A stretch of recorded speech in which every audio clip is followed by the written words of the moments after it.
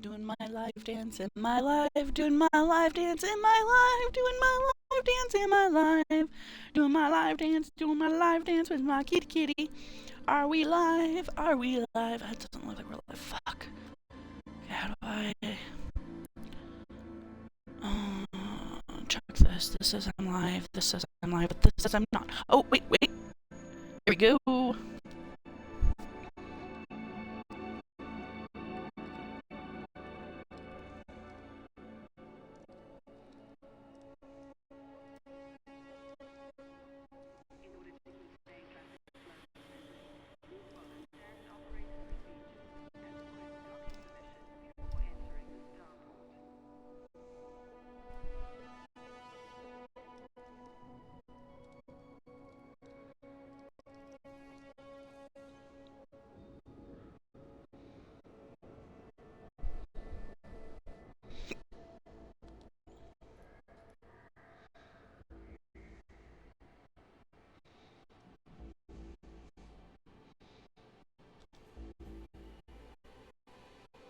Alright, it's alright with me.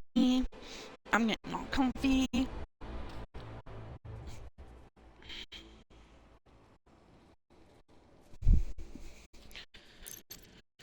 Starting up our game. Getting my notes out for the Land of Jade. Doing some solo play. I don't know how to spell alien, but that's supposed to be describe ice cream to an alien. We'll see if people actually care. This will be the first Sunday right with me without PDF, which is kind of sad, but also, Alrighty. Support Savasas.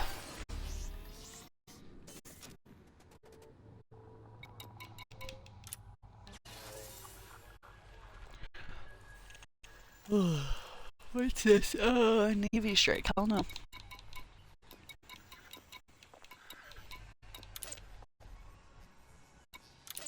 Nope.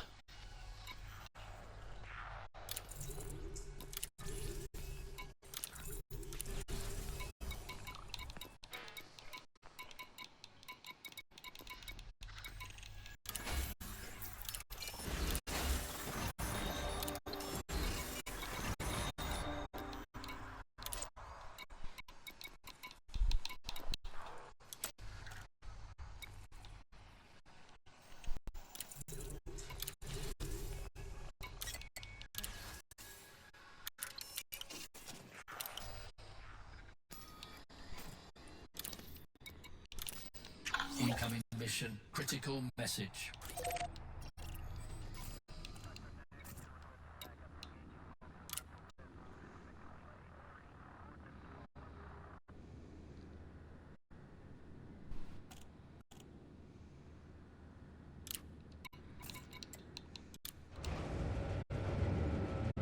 Oh. This is not good. We're having the lag issues.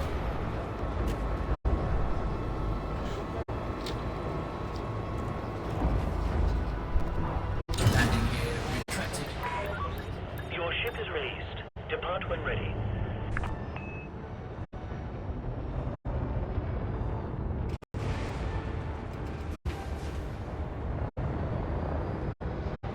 Okay.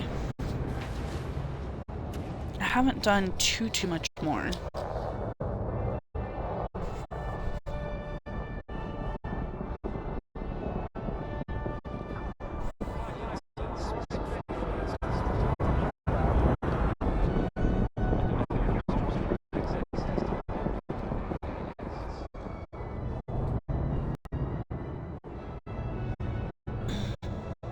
Let's work on our weapons fighting style. I really want to be able to, I don't know how possible it is, but all characters have one weapon that they are, like, proficient with.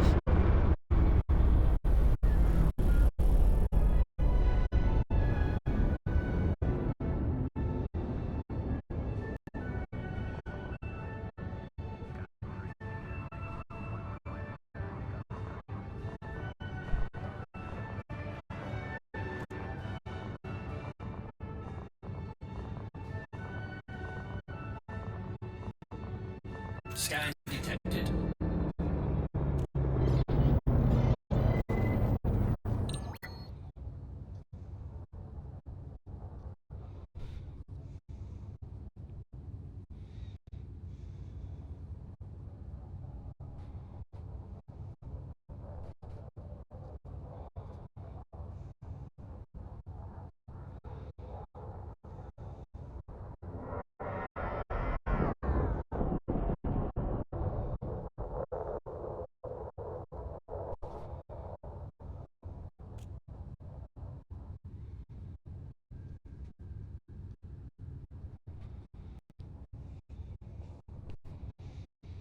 Let's see what else. Oh, our auto is done.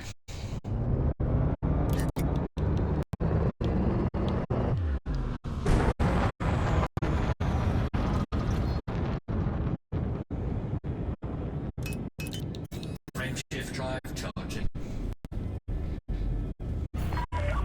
Facility boundary exceeded. Imperial Flight Operations Bureau wishes you a fond farewell.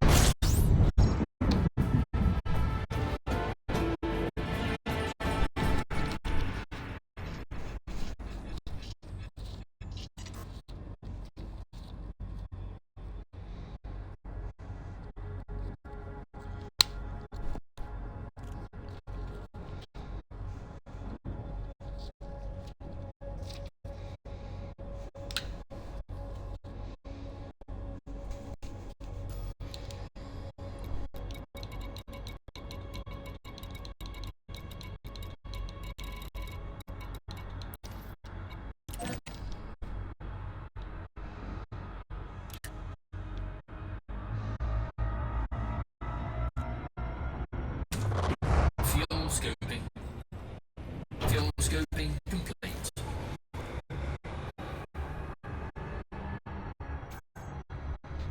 Alright, let's see. Let's work on the tutorial.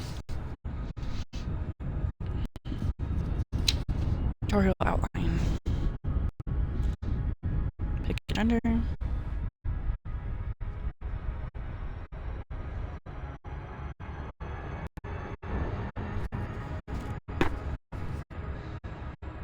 Easy.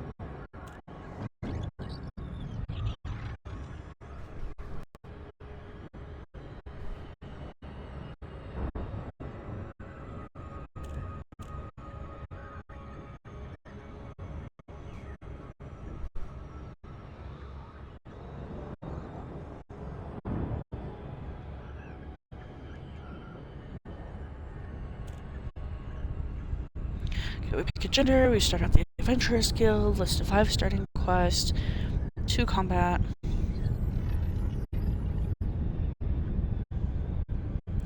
2 gathering,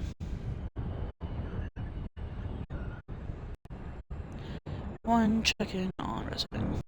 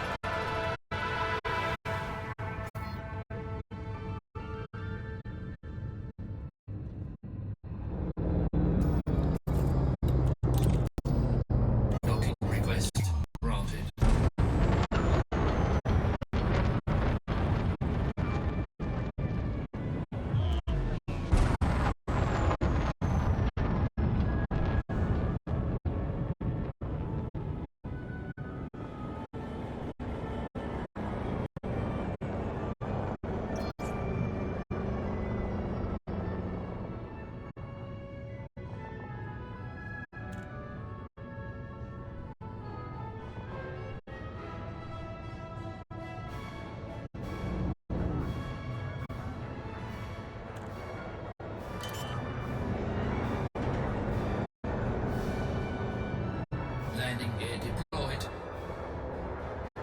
Scan detected.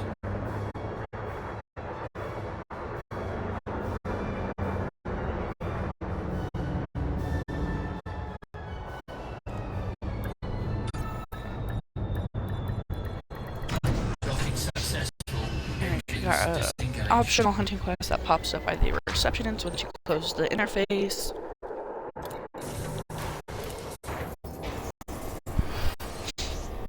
Hello, Kitty.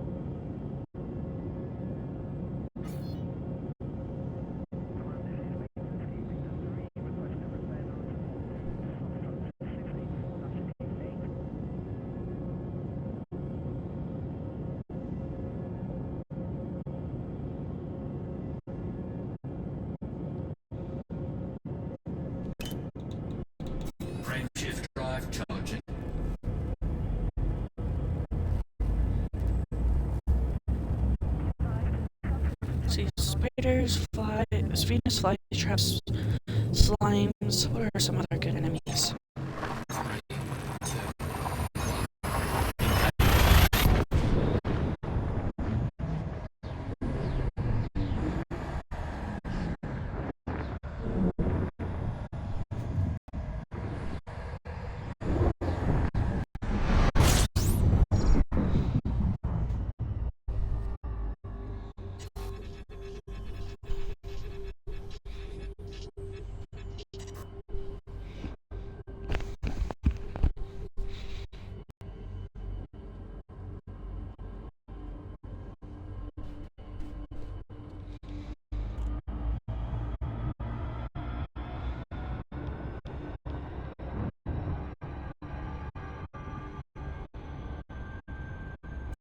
Frame shift drive charging.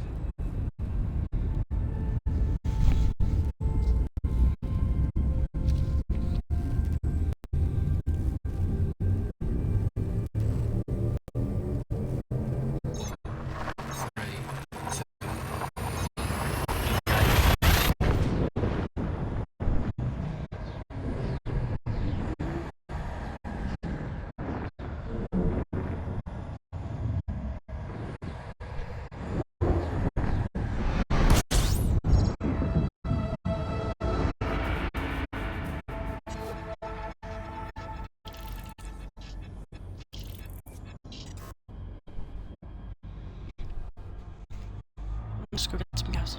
I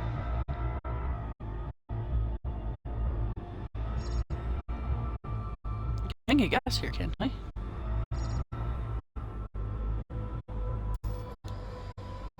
I can't, but we are where we need to be, so... Evil Dock it is.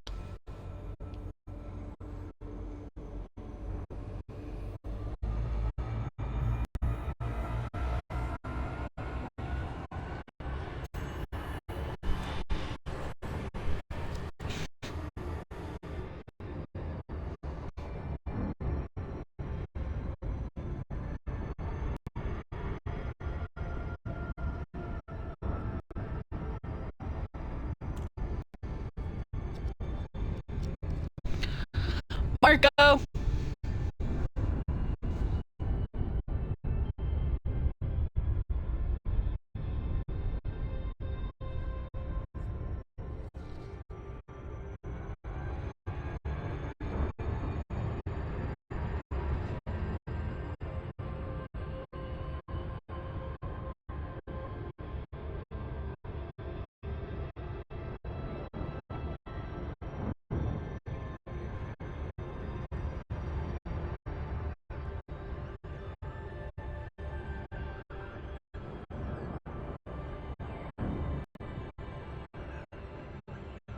Hi, buddy. I need some help, trying to figure out game enemies for my game.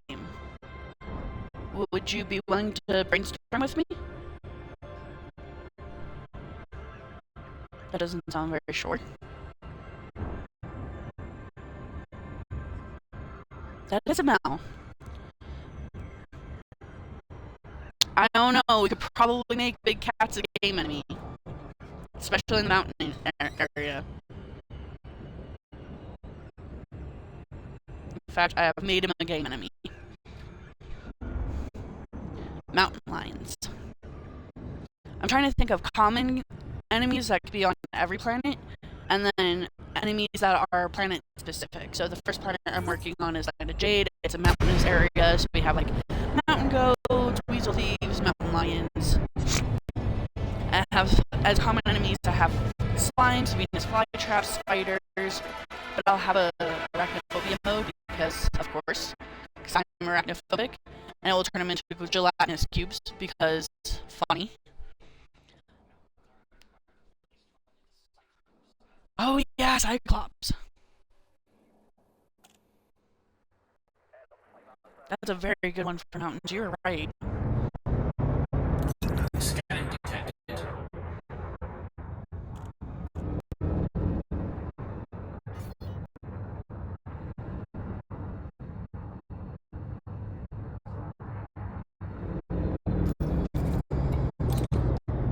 Docking request granted.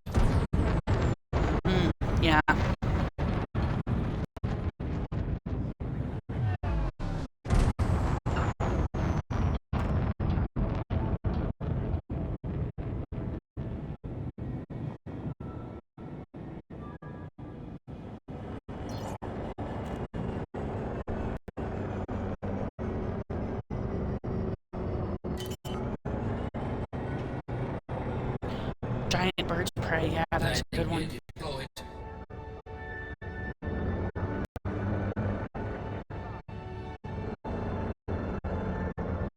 Oh, as a boss? Oh, hell yeah. Give me 1 second. Let me fucking have a boss page real quick. Docking successful. Engines disengaged.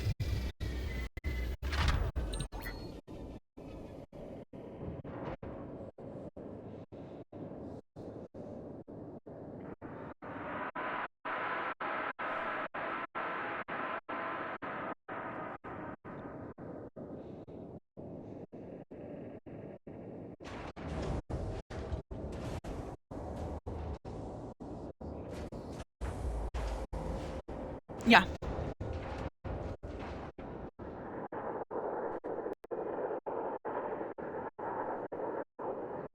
You said Thunderbird, right? Yeah.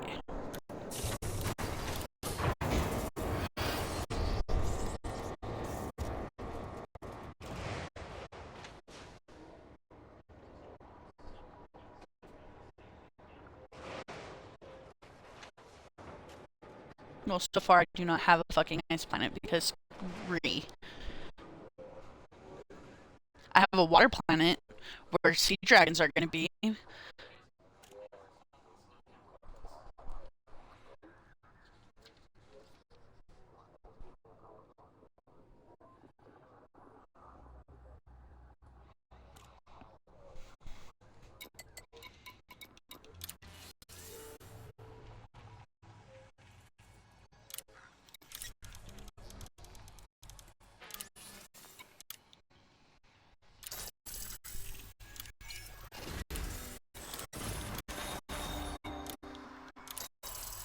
Incoming message.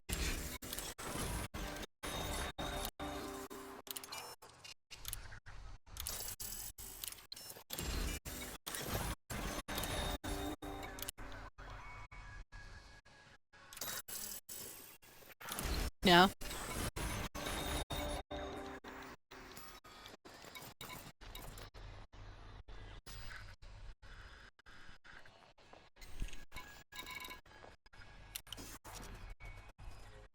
Yeah, it sounds like.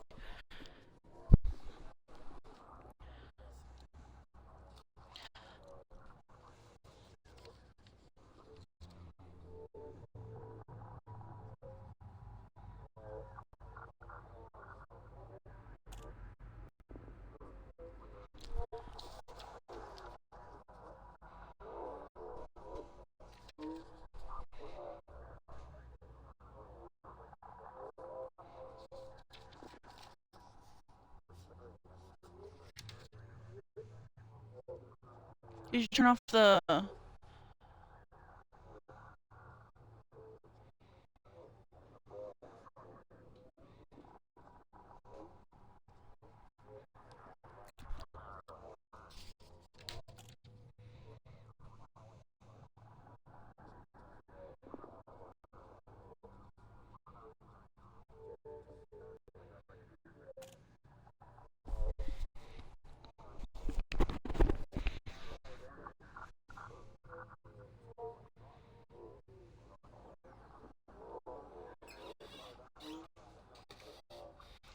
What would be like a good arena boss?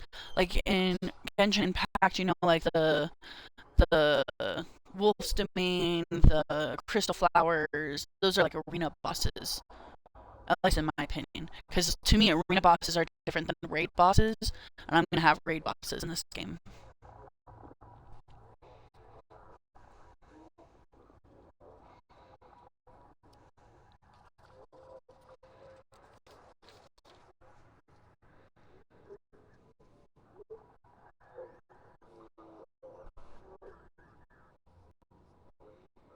Because this game is going to be based around the idea of multiplayer. Like, you could do it alone, but honestly, it's just better with friends. You know what I mean?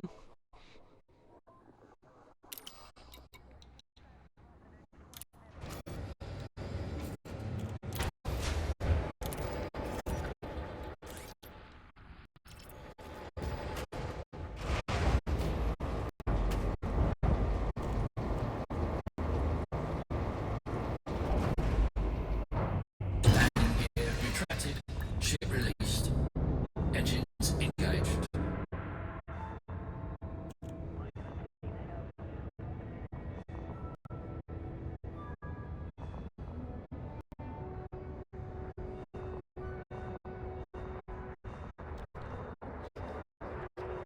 Scan detected.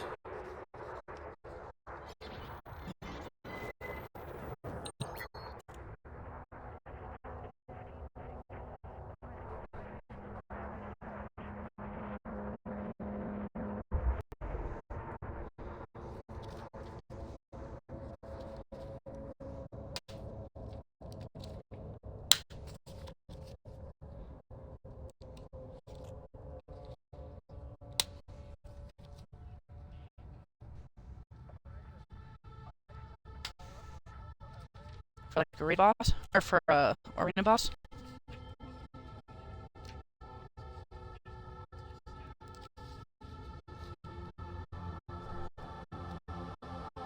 Mm-hmm. Gather together.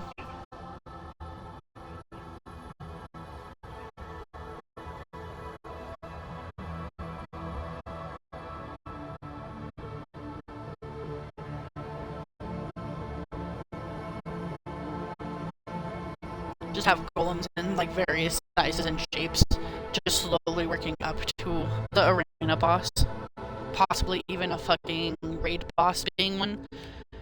Just all the shapes and sizes.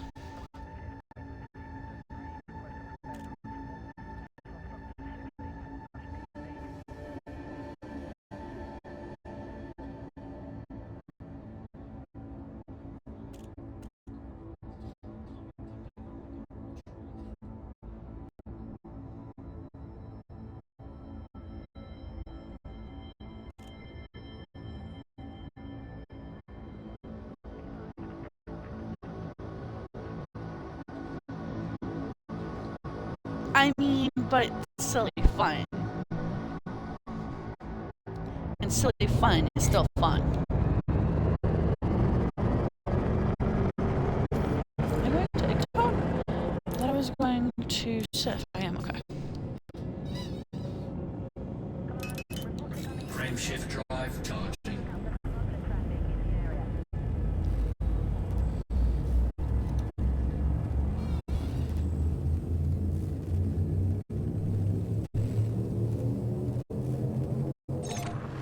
Three, two.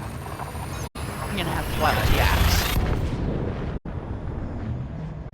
Yes. Just as small enemies. These things just kick you off of the mountain as you're climbing it. Like, you know how in like Zelda you climb up like rocks and stuff? You look over and there's a yak and it just goes yeet!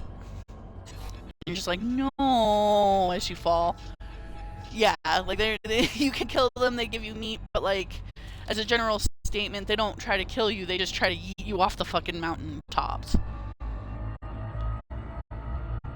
Yes. Fuel scooping. Assholery. Well, the idea is in the tutorial world that you're in, that's where you get introduced to hand gliders, because you should have hand gliders from the start of every game, in my honest opinion. Because, in my honest opinion, you should have a hand glider in every game to travel around. Like, if you're doing tons of traversing, hand gliding, best way. Yeah, exactly. And this game is Breath of the Wild-esque. But yeah, the idea is you get yeeted off of the mountain and you can just open your hand glider and kind of like glide to another spot, you know what I mean? The other option, or well, not necessarily option, but the other thing that you could possibly do for getting around the yaks is, when you get to like a cliff edge, right? You can look around and shoot down any yaks you see. Frameshift drive charging.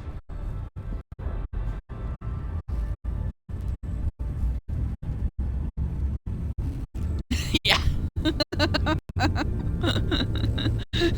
Yeah.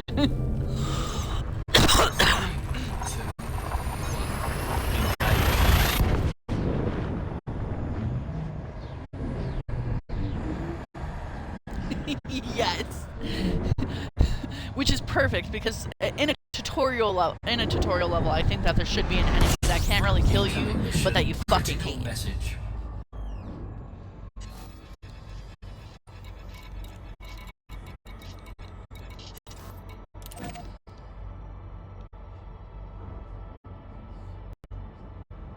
It really is.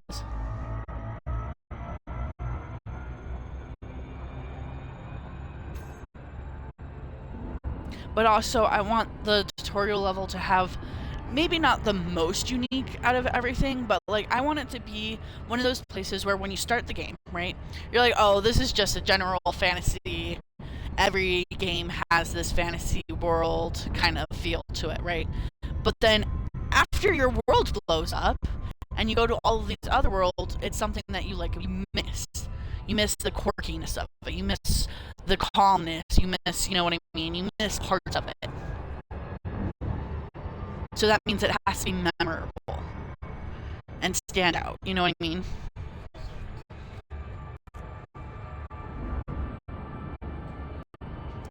The idea is you're there. I want you to be there for long enough you were tricked into thinking this is the main game. Have you ever been in those, like, fucking Assassin's Creed did this shit? Especially in Valhalla, where you just sat for 5 hours in the tutorial, and then it's like, this is just the tutorial, ha ha ha, fucker. And you're like, oh, I thought we were in the main game by now. That's what I want my tutorial to be. I want my tutorial to trick you into thinking that this is the game. And then it all blows up. And you're like, oh, this is not the game. So I want people to be there for 4 or 5 hours, minimum. I want people who like to collect everything to be there for 10 hours. I really want to trick people into thinking that the Land of Jade planet is the game. That way, when it blows up, it's really like a heart palpitation. You know what I mean? It's really like, whoa, whoa, whoa. Why did this area blow up? This was my game.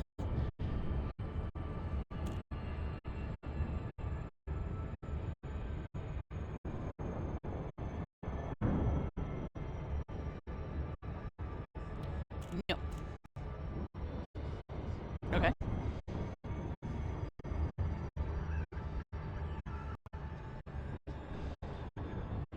Mm-hmm.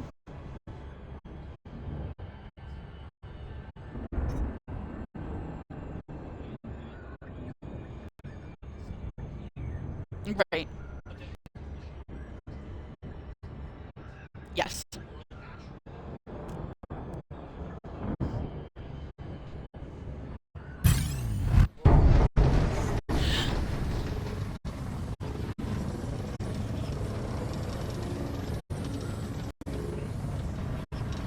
Oh.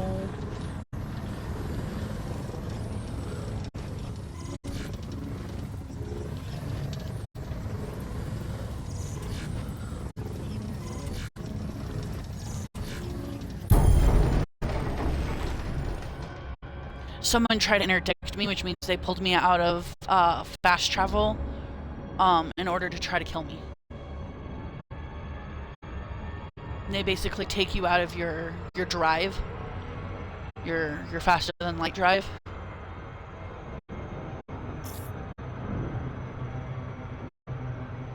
And yeah, it is actually very rude. Now I'm lost, yes.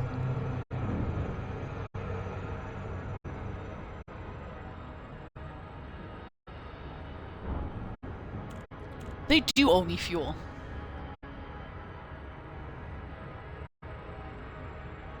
Where am I?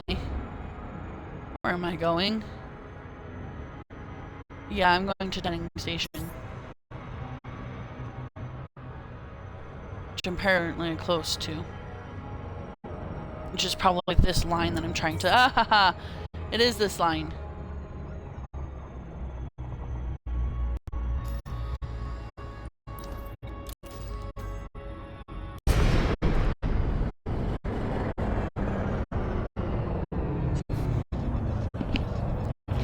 I almost did crash into it. Oscar Foxtrot.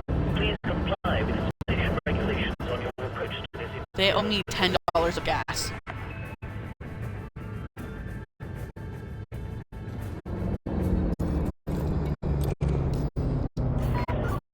Approval is granted. Proceed But at yeah, your I earliest want players to be absolutely tricked into the idea that this game world is the game world. It's what it is.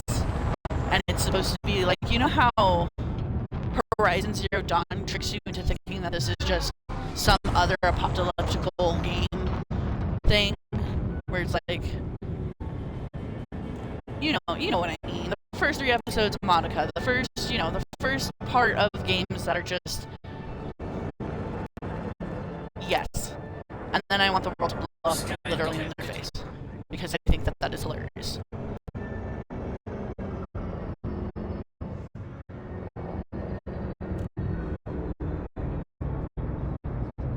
Yeah, I know. Scan detected. Oh, actually, I have a fix for that. Once a year, because this is a mobile game, it's a service, unfortunately, because we don't really have games anymore. We have services. But once a year, you can time travel back to the beginning of the game, and you can choose to play or not play the tutorial again. But the idea is the tutorial has a whole bunch of new stuff in it every single time you go back. For people who choose to play the tutorial, including the option to save your world later. Touchdown confirmed. Please shut down all systems. Welcome to the facility, Commander. Yeah, because I thought about, well, if the whole point is making people miss it, then there has to be some way to allow them to reconnect and miss it again.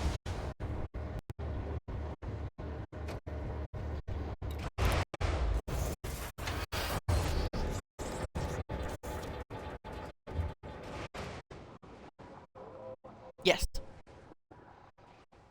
But my idea is there are going to be collectibles that you miss very specifically because they are there to tempt you to replay the tutorial. That way you don't skip the tutorial when you go back in time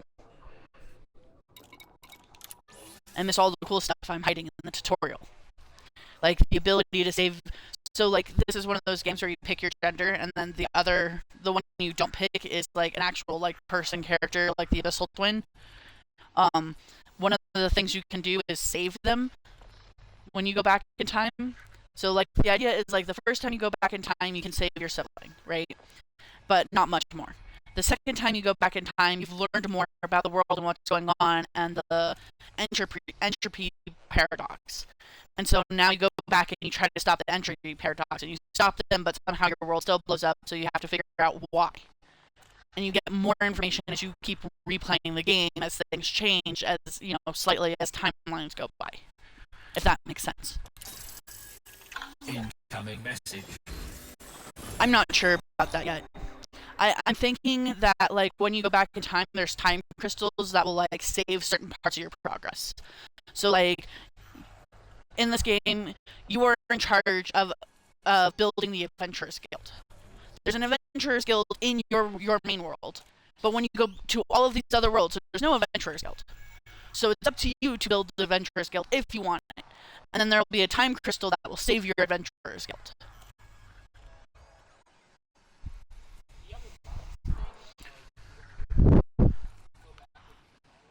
Hi, and welcome to the stream.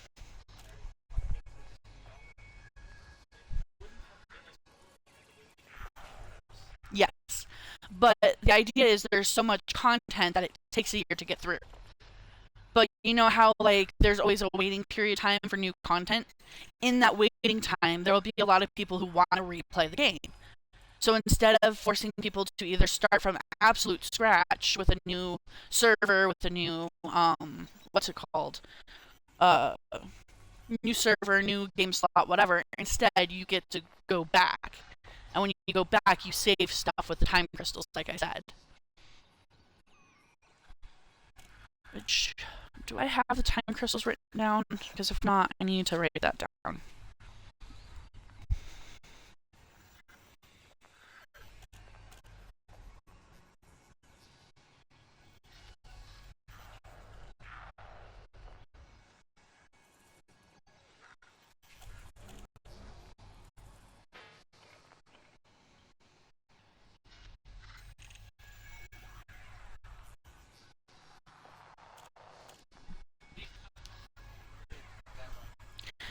Yes and no.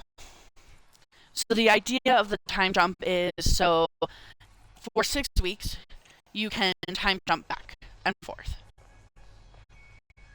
And outside of that 6 weeks, there's one other day that you can scramble to time jump. Outside of that, yeah, they're pretty limited. They're only for those times. But there's a large chunk of time, and then months later, there's a hey, if you didn't jump, here's your last chance to jump through time.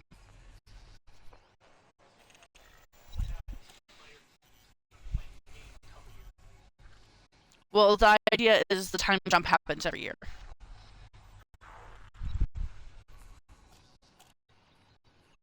Like, just picking out one, like every April you can time jump. It is not a only the first year you can time jump. Again, the first year you time jump, the first time, not the first year, the first time you time jump, you get to save your sibling. The second time you time jump, regardless of if the game has been played for 5 years, if the game's been going on for 10 years, your jumps are very specific to your actual game file. Does that make sense? But the jump itself can't be done until a specific time of the year, i.e. giving you space and time to play the game before the game asks you, do you want to play all that shit over again?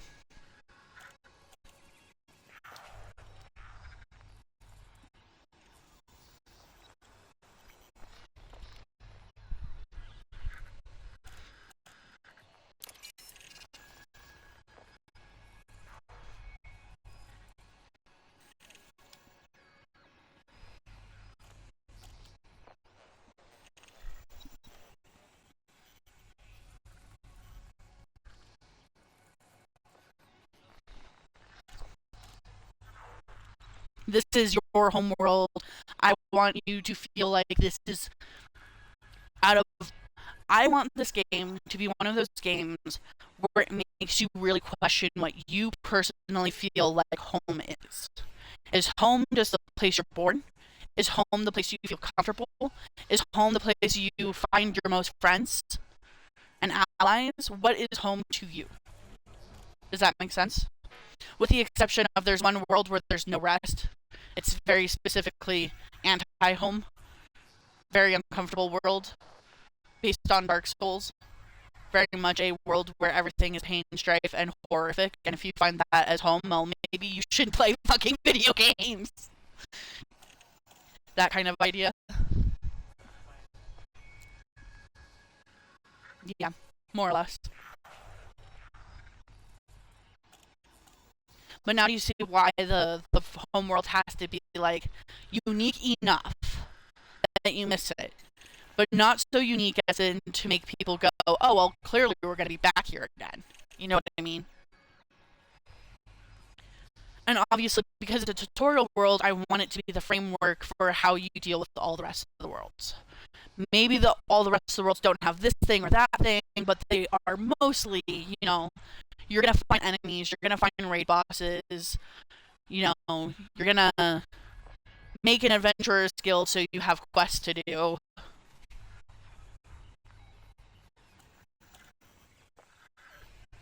The other big theme of this game is you get a lot of player freedom, if I can. Obviously, some of this is gonna have to change when I actually get to doing the designing of the actual game itself in Unreal.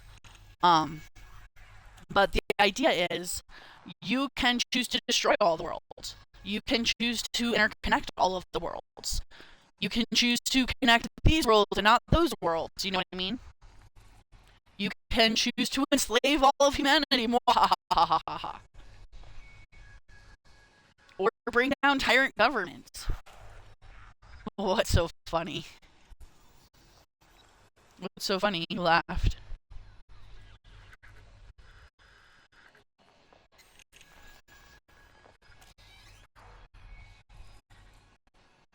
You can side with the entropy paradox people and go around destroying everything and all of hope and whatnot.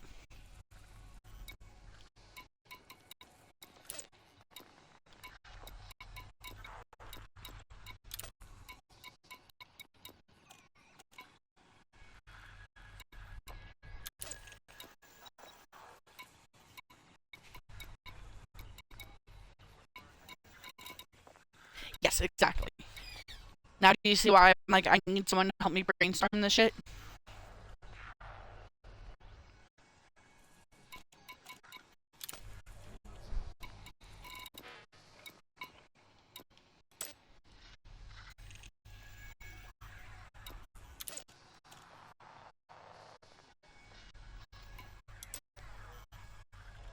Yes. It is extremely mountainous.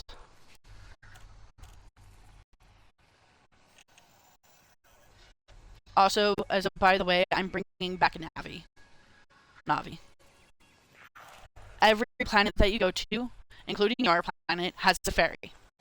You can choose to leave the ferry behind, but you can also just take the ferry with you, and they become your guide for that. You also learn the language from the ferry. You can choose not to learn the language, and then trying to talk to people is going to be literal hell for you. But hey, if you choose that, go for it. Yes, they don't fight, but they do outside stuff. So like wandering around, they'll point out things that you can grab, or they'll give you information on places that you go to. That type of stuff, with the exception of one fairy who is a fighter. Because this game is going to be made of exceptions. Here's the rule, but this is the exception. For instance, all worlds have a plethora of creatures to kill, and are kind of like in like any World of Warcraft-esque where you wander around and then there's monsters to fight, except for the water planet. The water planet is made of bosses. Most of your travel, you're actually fighting with the elements and the weather until you come to a Leviathan. And then you are fucked. Because it is a boss. Planet Subnautica, basically, yeah. But with lots more rain.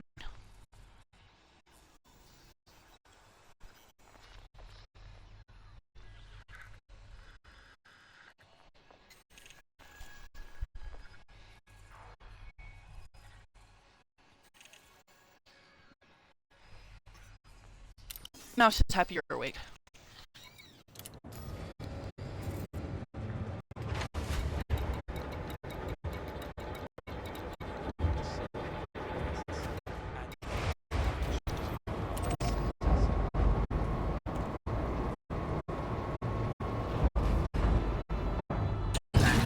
Retracted. Uncoupling sequence complete. Depart when ready. Kinda, yeah. Yeah. Um, so what I have for a map so far is the tutorial takes place in this mountainous region, which is the capital, and it's a crescent mountain. And in that crescent is the large city. Also, something to note that I haven't said yet is every planet has a life tree, kind of like Terraria's life trees. But in that life tree is like the access to the ferry. After it has the labyrinth with the boss. It's also, if you want to destroy the planet, you have to go through the life tree. The Land of Jade, its life tree has the castle, which is your home because you're royalty.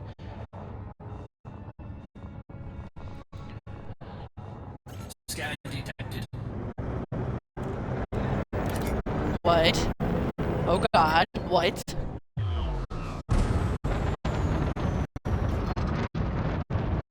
Yes.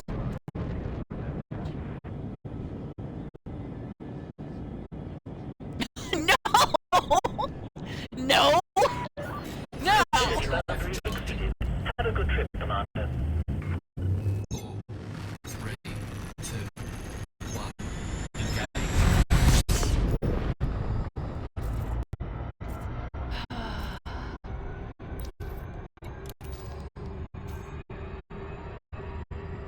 No. But maybe. You know what? I'm gonna put it there for as a maybe.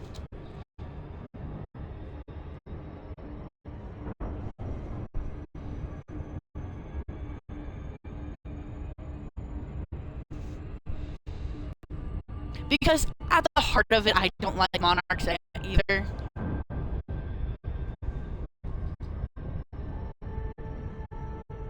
And this is going to be a monarchy. So, Why not have rebels?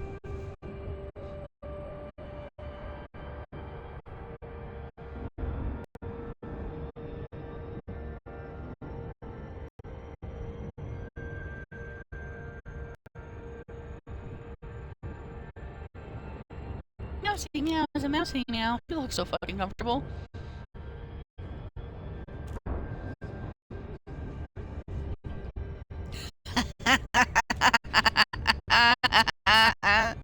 Why not?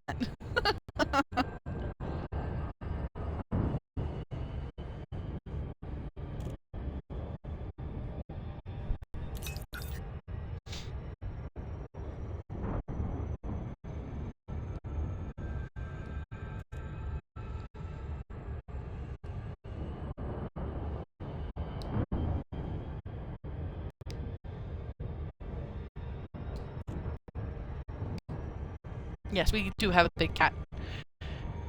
We have specifically mountain lions.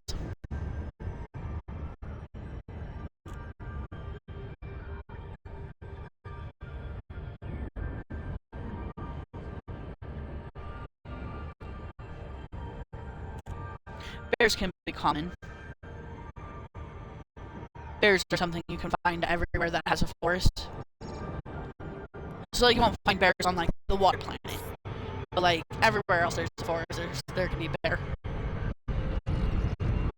Oh, How integrity compromised.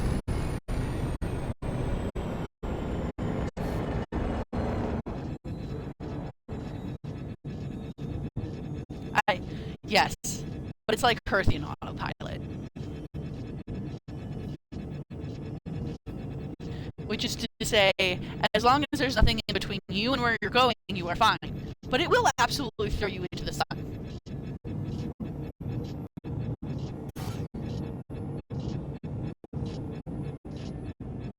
No.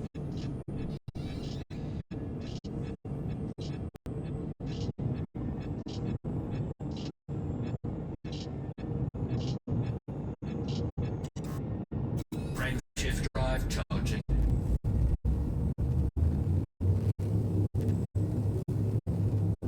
4, 3, 2, 1. Engage. Yeah, that's fair.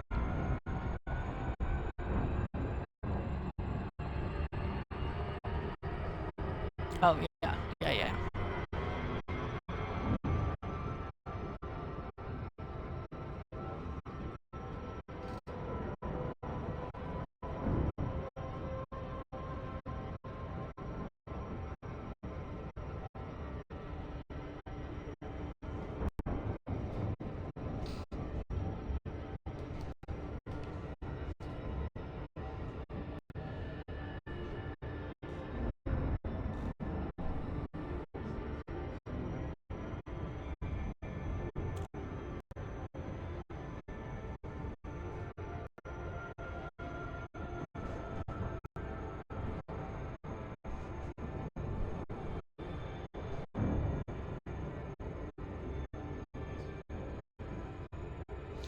Yeah, but that's not really enemies. Yeah, it's more hunting stuff.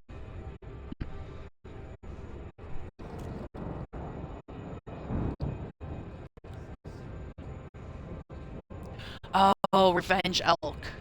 I like that idea.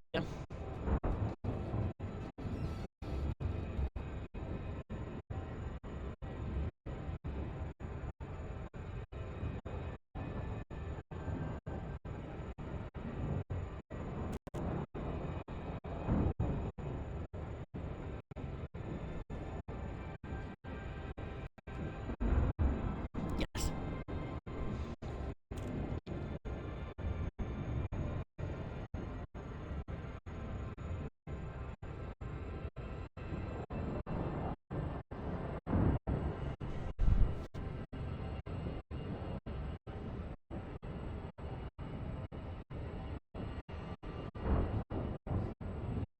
Yes.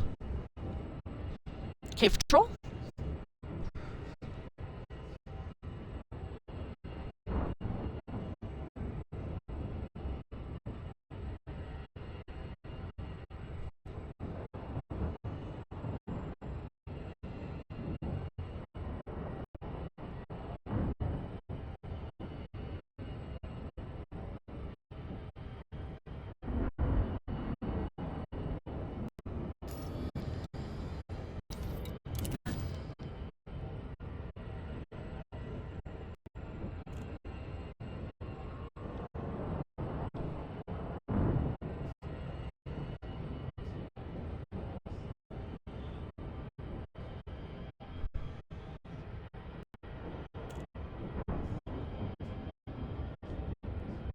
Oh, that's so gross. I hate it and I love it.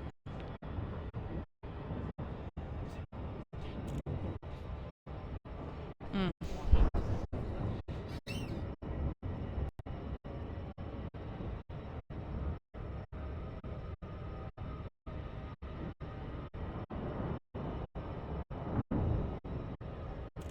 That's disgusting and I hate it. Let's put it in there.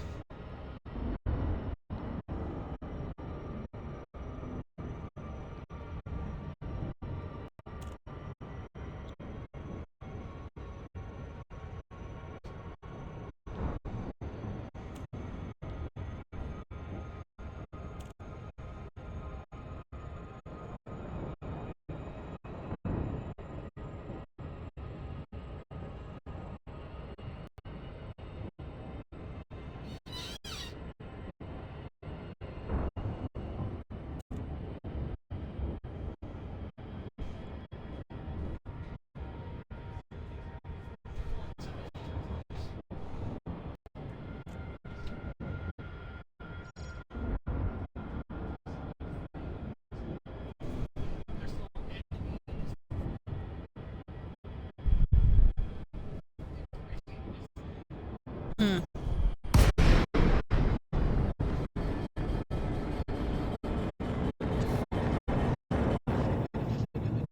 Yeah, I was thinking of a butterfly. Oh, pixies versus fae. The fae are your friends. Pixies are annoying little bastards.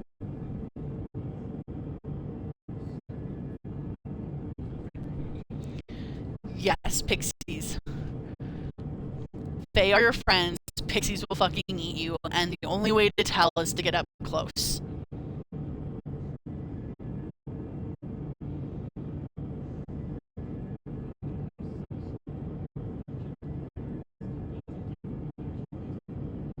Ooh, I like that idea.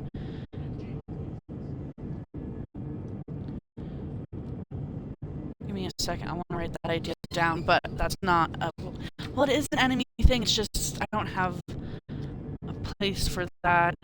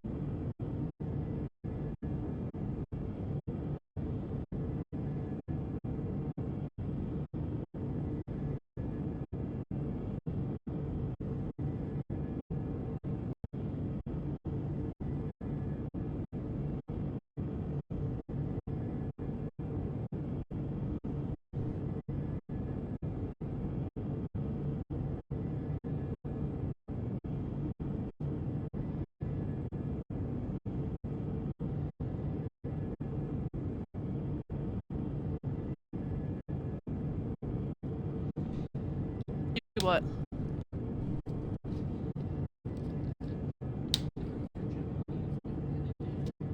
Mm.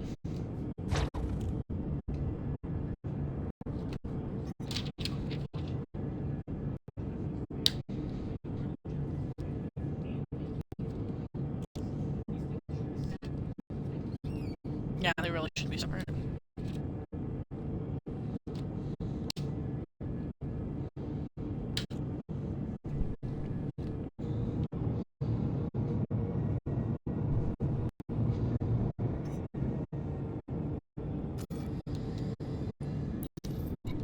Frame shift drive charging.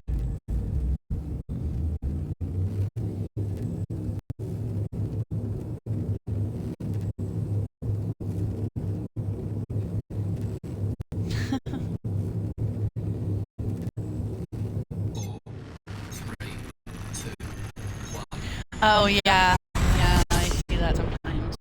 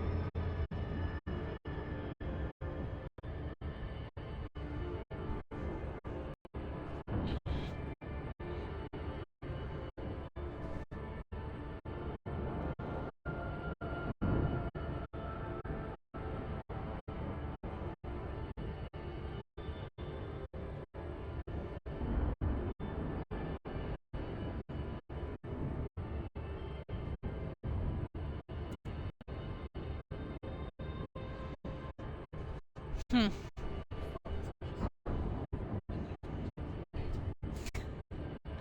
I don't know if that's cool or not, to be honest with you.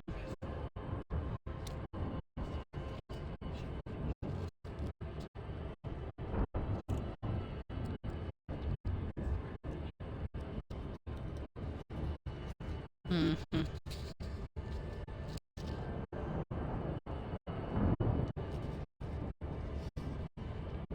Okay. Going away from enemies to world setup. Unless you want to stay on enemies.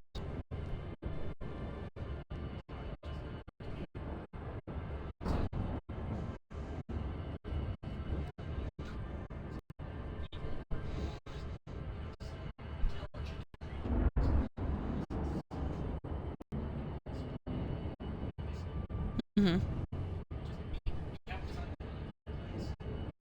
I have. Well, not many. I just have one. It's a Venus flytrap. But we could also do evil ends.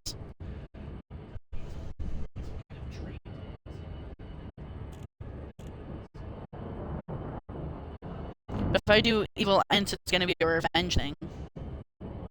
You cut too much wood in one area.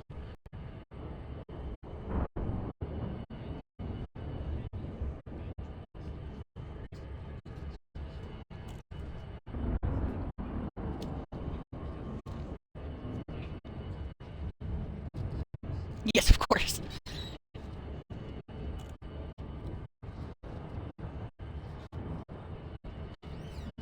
Hmm.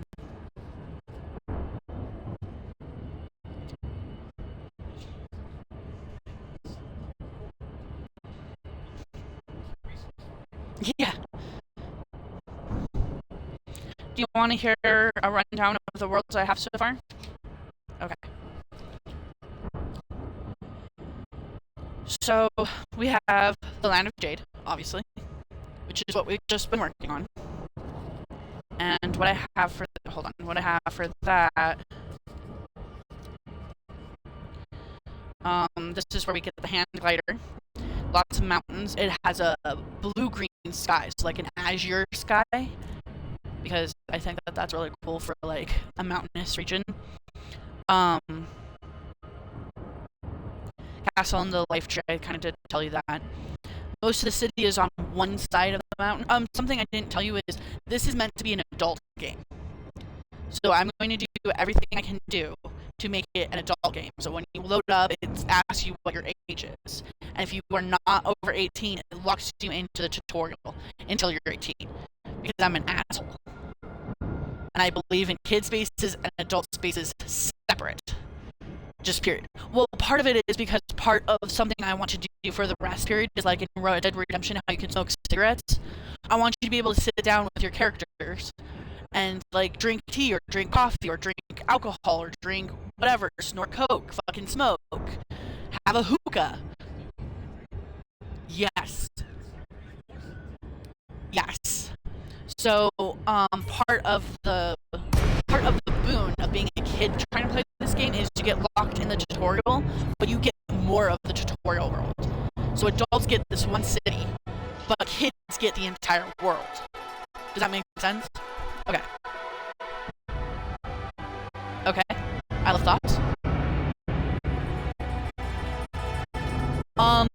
Not specifically. I know that the whatever destroys the entropy paradox, they're the ones triggering the whatever it is. I want it to explode. Doesn't mean I know how or why it explodes. Hi, welcome to the. Oh, bye. Scan detected. Yes.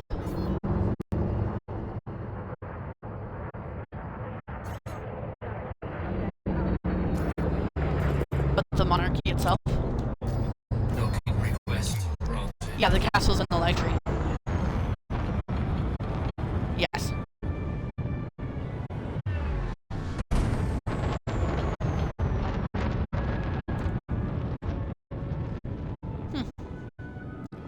That is a thought.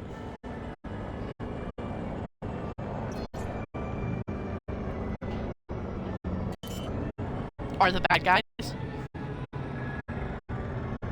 Landing gear deployed. Hmm.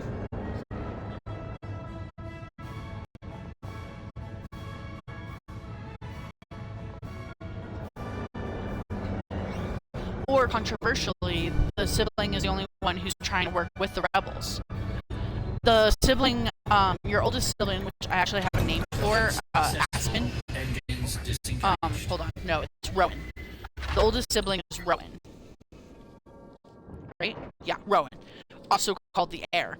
The oldest sibling is the one who makes the ship that you are basically when the whole thing blows up, they slap a bracelet on you and push you into this like hole, basically this like rip in time space, and you land on a ship, like a like a spaceship, like a vessel of some sort, right?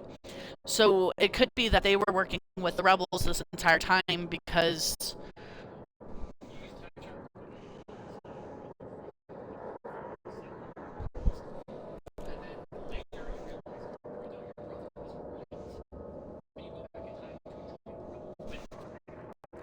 it's a really fucking good idea. Hold on.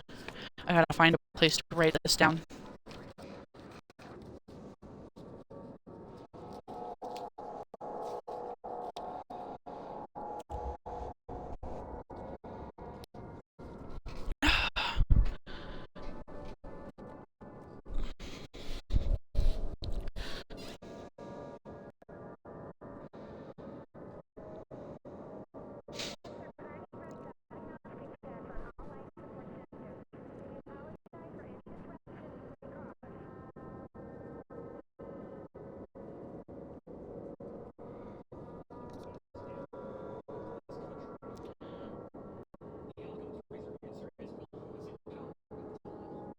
Yeah.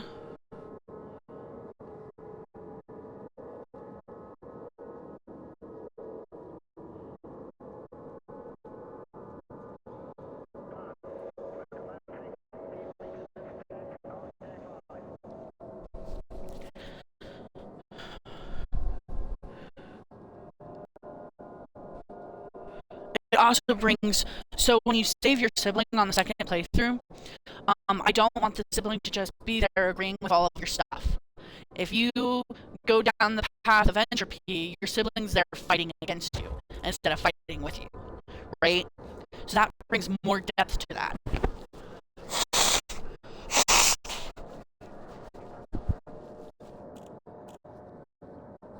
Also, I should state, I have figured out how you save your sibling, kind of, sort of. So the ship is controlled by a bracelet, and at the very beginning of the tutorial, you get the bracelet. But like, you're going to at the end of the tutorial, you're going to like a fancy ball party, and the bracelet doesn't really fit your outfit, so you take it off. And then when everything blows up, your sibling looks at you, realizes you don't have the bracelet, so takes off their own bracelet, snaps it on you, pushes the button, pushes you through, and then dies because they saved you. If that makes sense. Basically, yeah. Doesn't it? I thought that was a really cool little thing.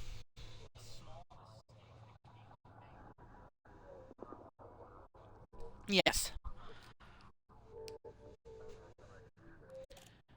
Yes.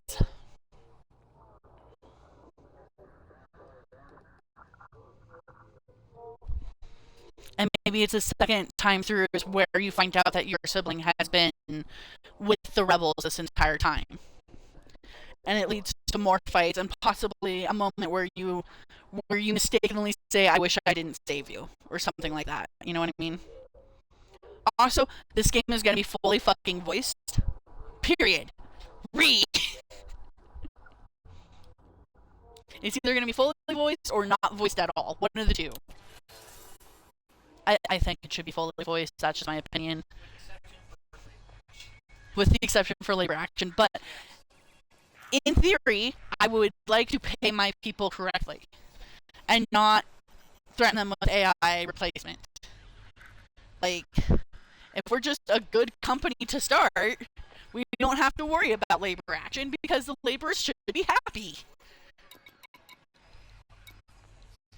Exactly, and that's why I believe that if we actually like did shit correctly, right, there should be minimal labor action because you can never do things 100% correct. You're gonna make mistakes, especially if this game actually blows up and is good.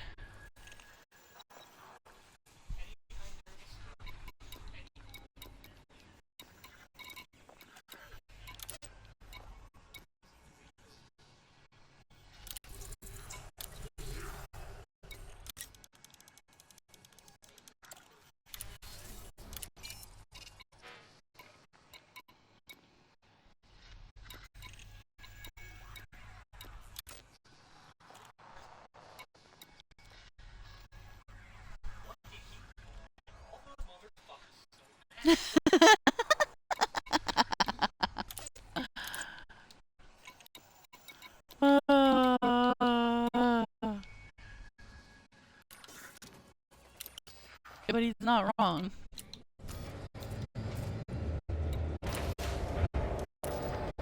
It is what a strike is.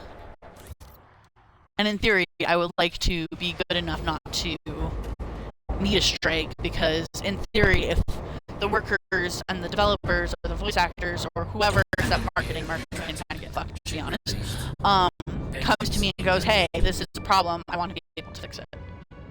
Does that make sense? I also have an innovative idea of how to deal with captcha, or gotcha. Gotcha. Each character will have like a phone case, a t-shirt, like merchandise, right? But the merchandise goes directly to the developer and the voice actor themselves in proportionate bits. So like the voice actor will get 40%, the developer who developed that particular character gets 40%, and then 10% to the company and 10% to the investors. That way everyone gets paid. That way everyone gets paid. Exactly.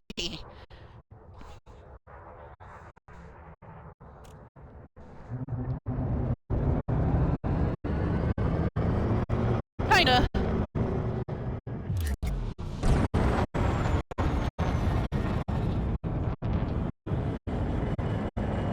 Exactly. That was exactly my thought.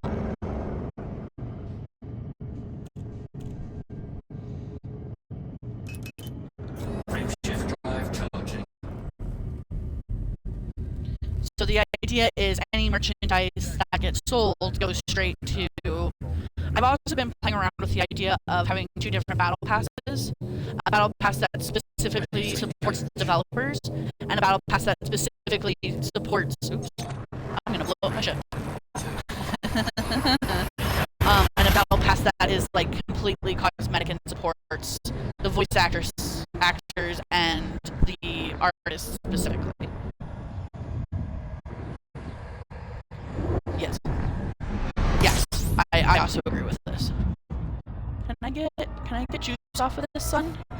I would like juice. Fuel scoping. I would like to not go into the sun though.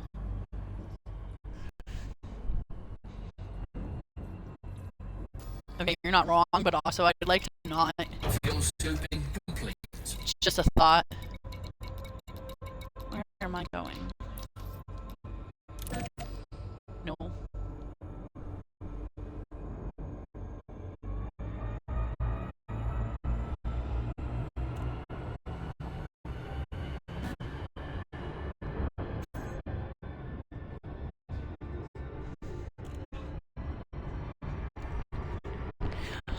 There's a circle around the sun that actually shows you the gravity. So as long as you stay outside of that line, you'll be fine. Hi and welcome to the stream. I hope you're having a good day. There's a writing prompt that's spelled wrong in the chat if you'd like to join us. I am working on my writing for a video game called Land of Jade. I hope you're having a good day.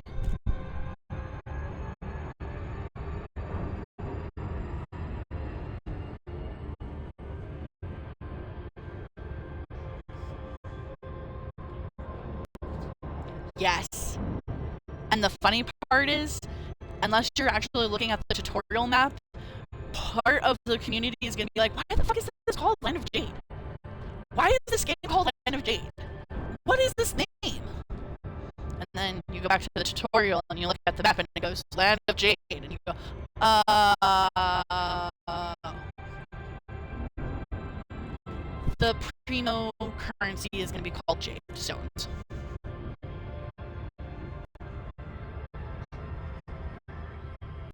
It's supposed to be Tibetan, but yeah. So my idea is to try to represent cultures that are not often represented. So like Tibet, Chile, the Aztecs in, the more southern American continent. That kind of stuff, you know what I mean? The water planet is going to be more like the Pacific Islands rather than Japan, you know what I mean? But some of that I'm going to meet resistance because if I want it to be a worldwide game, China's going to not like the fact that I represent Tibet in any way, shape, or form. So it's going to have to be generic enough to go flying under Russia and China's bullshit.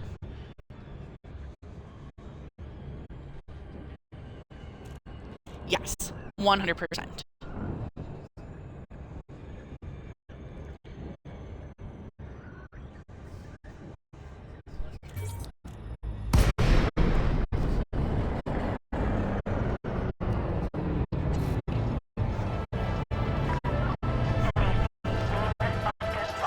Snowline.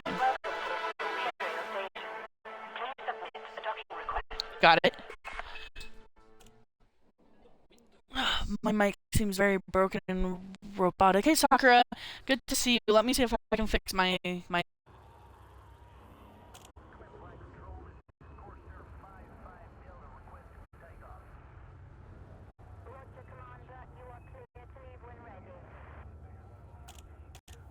Three, testing, testing, testing, testing, testing. Testing my mic to see if it's better. I hope it's better. Please let me know if it is or not, so I can try something else. Testing, testing, testing, testing, testing. Doing my little testing dance. Is it any better, Sakura? While I adore your voice, sadly it seems to be a touch broken. Yeah, I've gotten sick a couple weeks ago and my voice still hasn't recovered, unfortunately. I still have this really weird pain and lump in my throat that I can't get rid of no matter what I do. Cough drops, tea, drinking lots of water, it really hurts.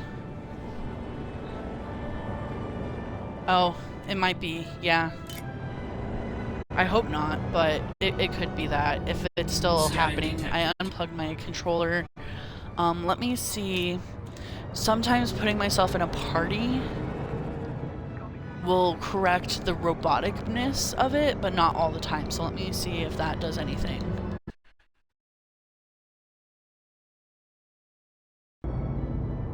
No, I pushed wrong buttons. Scan detected. Is this any better? I apologize, I did not point out a physical issue. I thought it was the mic. It might still be the mic. Yesterday my mic was acting up, so you may not be wrong, and I appreciate you pointing it out regardless. Because regardless, I might need to drink some water, or I might... That seems much better. Okay, so it was the fact that I wasn't in a party. It was making shit robotic. Thank you for pointing it out so I can be a better streamer.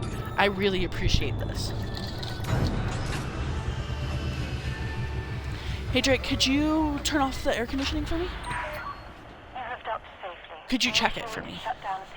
Just because I have the door open now. Oh, Snowline not enemy? Snowline.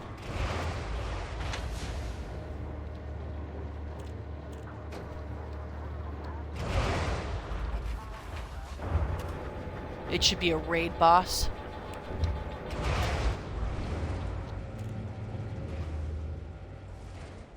Oh, so like how the wolf is in GI, in Genshin? How it's... Okay, yeah, I like this.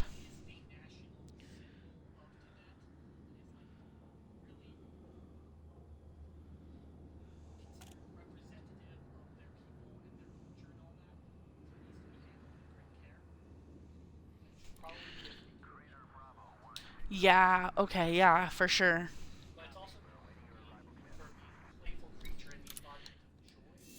Oh, okay.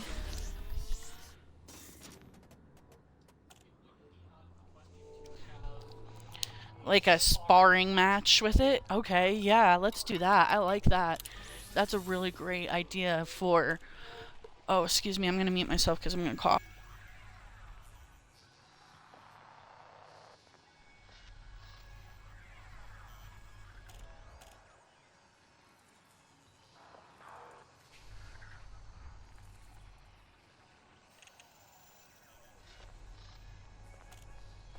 Now what happened?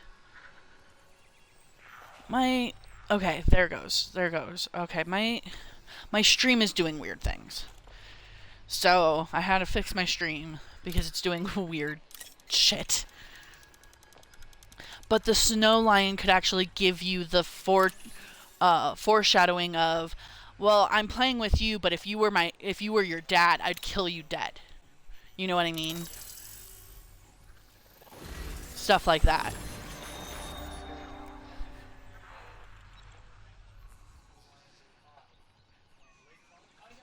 Yeah.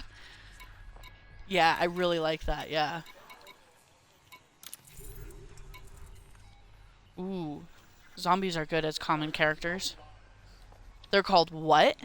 How the hell do you spell that? ROLANG.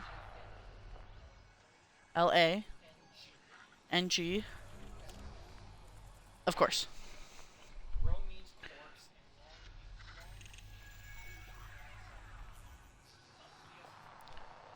Oh, okay. That's good to know.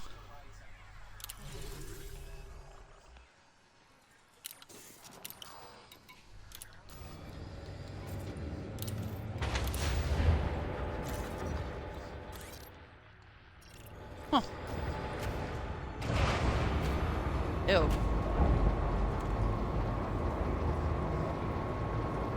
Okay, that's cool. Landing gear retracted. Your ship is now detached. So you have to bend. That's so cool. I like that. Maybe some of the houses in the mountains have low stoops. Hold on, I'm gonna add that. That's really cool. I like that so much. Houses in mountain area. A top mountain area.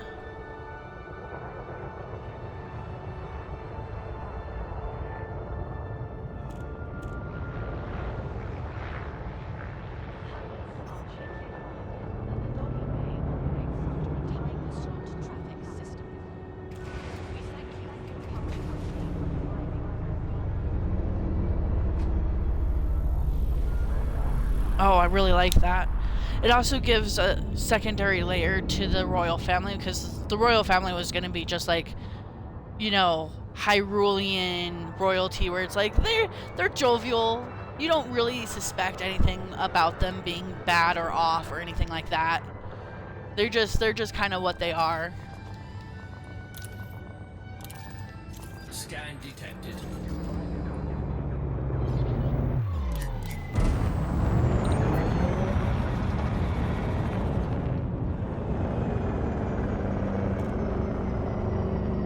What do? Oh, the zombies? Oh wow, that's perfect. We love when the nature of mythology literally plays into video games. Let's fucking go.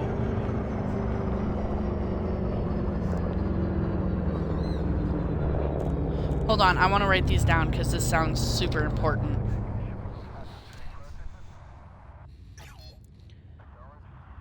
Okay. Frameshift drive charging. Okay, hold on. LP AG. Wait, hold on. LP AGS. Okay. Hyphen Ready to engage. ANG.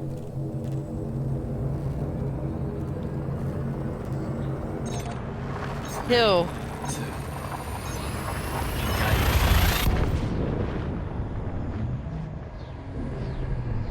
Break the skin.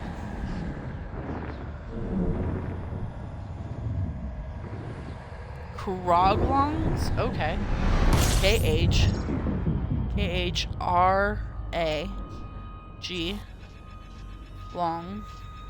Longs. Okay. Gross. Blood zombie.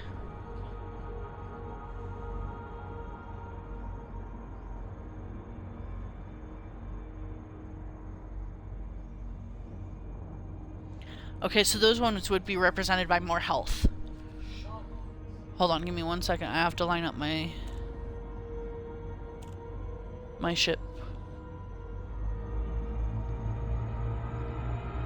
Frameshift drive charging. Okay, how do you spell Shalongs? S-H-A-A-L-N-G. Yep.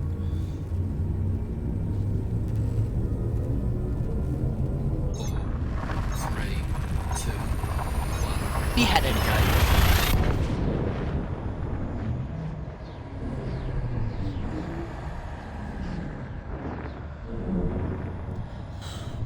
Oh, crap. Sorry for coughing in your guys' ears. My bad. Critical message. Okay, we got that. Give me 1 second. I gotta line myself up again.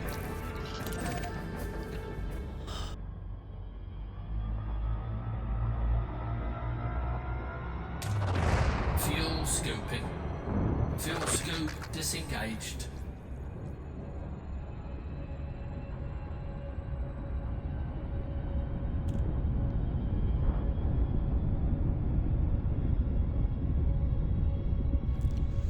Alright, what's the next Tibetan zombie?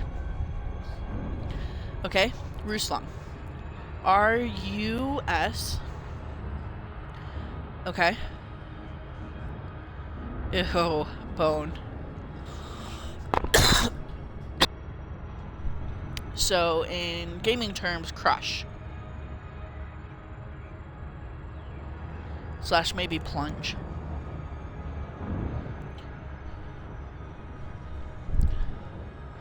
I'm okay, Sakura. I'm just at the end of it, and that always sucks because you think you're done, and then another cough comes up, or your throat really hurts, or something like that. You know what I mean?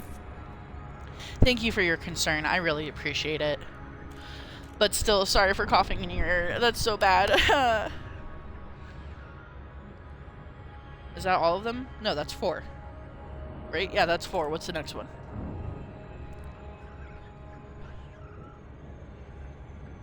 me-loj? R-M-E.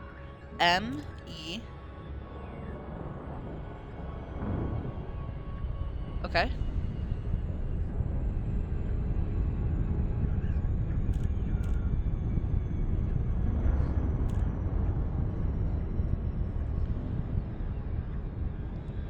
Okay.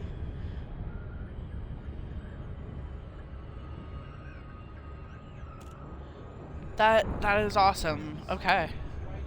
No, I'm on speaker, so no headphones. Good, at least for me. Okay, that's good. No shit. They do have hit the weak point. I'm loving this. This is great. I love doing research and having research do half my job for me. That makes me so happy. For so many reasons. Denied. No docking oh my god.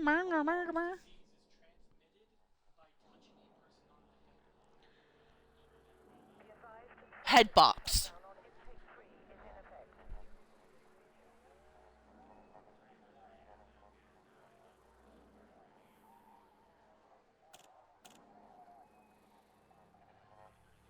Could you imagine zombies, instead of biting you, give you head pats and then you turn into a zombie? That is so crazy. I love it. Docking request denied. Scan Bitch! detected. Bitch.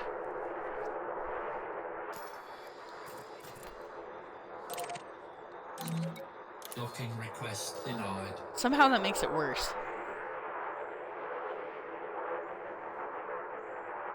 You have pads open. Oh, but there's other people about to land on your pads.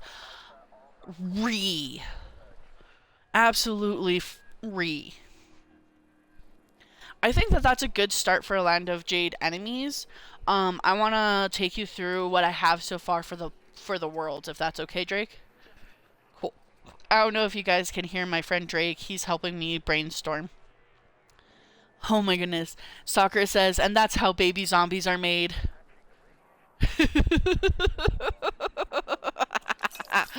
Oh man, I love it. I truly love when research does half of my... Oh, look! Got granted.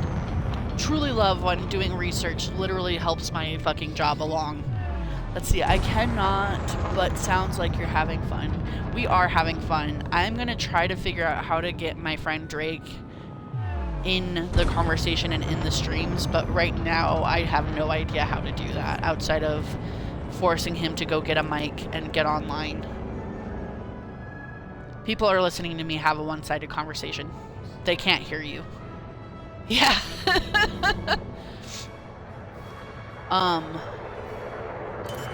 Do you want to be heard on my streams? I didn't actually ask, which is weird because I asked my stream if they have if I can have their consent for like shouting them out, but I forgot to ask my friend for consent. I'm an asshole. Okay, so how we could do this is go get online and join my party, and then we'll mute ourselves and just stay out here. Does that work for you? Disengaged. It does mean that you kind of have to poke your controller every once in a while so it doesn't turn off.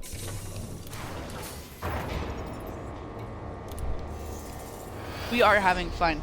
I love my writing stream because I don't always have my friend Drake on my writing stream, but I love my writing stream because I feel like it gives me a lot of vigor and push to do more and not do this all by myself. So, which I think is good. Because I would not have thought, don't do it on my behalf, I have to go to sleep shortly, but wanted to give you a view for a bit. Aw, thank you.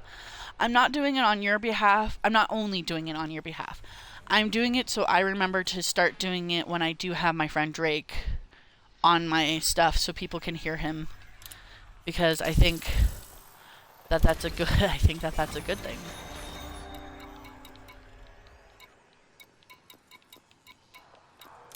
Because having one-sided conversations is not necessarily the fun.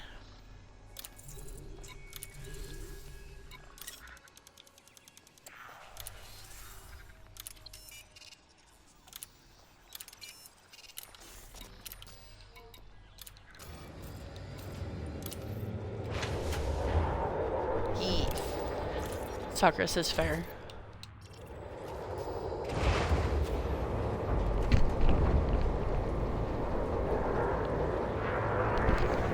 And I want to be a better streamer, and pointing things out like that to me makes me a better streamer, so thank you. Invite to party.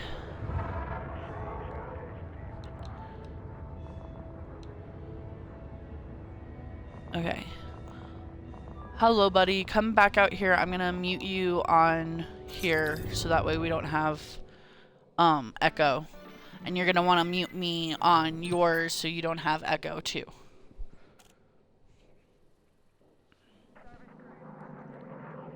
Sweet, now come out here so I can actually hear you. All I hear is hoo-doo-hoo. Hi. Now people can actually hear you. I think so. Hey, Sakura, can you tell me if you can hear my friendo? My roomie? You actually have to talk. Yeah, as I found out today, streamed for the first time, I have issue with a mic being deselected. Fixed that. Found my avatar was see-through. Oh, that's fun. Sound from my speaker coming through my mic, but didn't realize till after. So yeah, I found this very helpful to be told. Indeed. Can you let me know you do not hear anyone besides me? Oh no. Oh, you have to go, in the party it will say include my audio. Yes. That is the toggle to make sure that you are actually heard.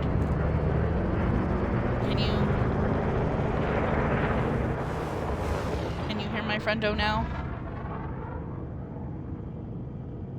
I hope you are, but I don't know yet. Sakura hasn't said anything yet. Just give it a moment. Can my friendo be heard now?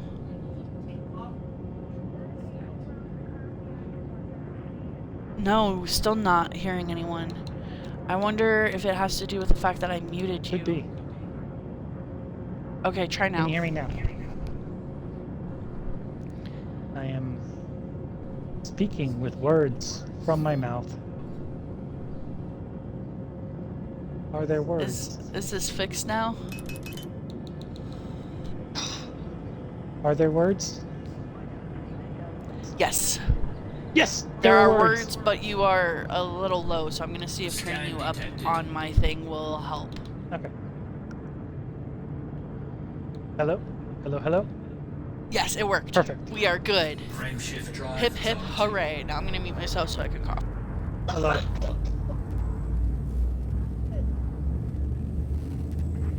Hello, person and or people. I am not a streamer, but I am on Tumblr as Tobias Drake. Self-plug, self-plug. Self-plug, self-plug, self-plug. Oh my goodness. Okay. Friendo, okay. Now that you've used my stream to plug yourself to 4 people. Yes. Sakura says hola, by the way.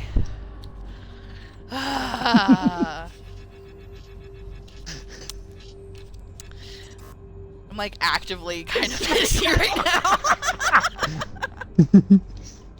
The opportunism. Oh my goodness. Fuel scoop. Had I known you were gonna do that. Oh man. Okay. Okay. Getting back on track. back on track. Getting back on track. Getting back to the land of Jade. And the land of Jade. Okay. So here's what I have for right now for the different Mm-hmm.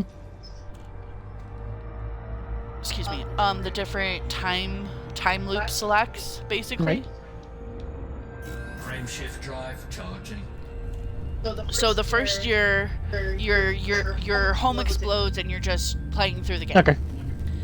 These are all in years as you play, but remember they're on your play file, not the game Ready being to engage. the game's Ready. age, if that makes sense. Yep. The second year you can save the heir, which is your sibling. The third year you see how to stop the entropy paradox, but you're too late. The fourth year you can stop the entropy paradox, but it still blows up. That's what makes it perfect for the, well, that's because it's not the entropy paradox. They're just the catalyst. They're basically Russia telling America to go jump off a bridge. The problem runs deeper than this. Yeah. The fifth year you can see and fight the actual god of entropy and possibly your family, now that I have that, and possibly save the world. Yes. So it takes 5 years, 5 loops to save the actual world. Is the idea, is the thought. Okay. And also you could technically ignore the tutorial area completely and totally and just not ever deal with that if you really wanted. Please don't put me in the sun. Please Just don't go put me in the straight sun. into Please space don't and put me never in the sun, interact with the please. plot. Yeah. One of the paths that you can take is just not interacting with the plot at all, period. Just doing all of the tertiary stuff, like hunting, gathering, maybe making an adventurers guild, but maybe that's all you want to do. You know what I mean? And you just kind of want to live in this world. Or, sorry, live in this universe. Because the world's going to blow up. But, some of the things that you can do in the Land of Jade is like letter delivering. It will give you a tutorial into governing with your family, basically, you know, choosing sides on issues, that kind of stuff. The Adventurers Guild is not something you have to build in the Land of Jade. It's just there, and that's what quote-unquote gives you the idea for the other worlds to build a Adventurers Guild. Yeah, you're bringing a little bit of home to other places. Sakura says, I do think there's a bit of echo from you in the background, Mike. Not so bad, but just so you know. Okay. That might be because my mic's picking you up too. Yeah, maybe. We'll figure that out next time if it's not so bad this time. Mainly because I have no idea of how to fix it at the moment. Another thing I really want is there to be a little bakery that you just you go get snacks and food from. That's just this resting place. It gives you a tutorial into resting with your favorite characters. Yep. So your player character sits at a table and a friend or something sits next to you to kind of show you that in the rest of the game you'll be able to actually interact with the characters that you gotcha.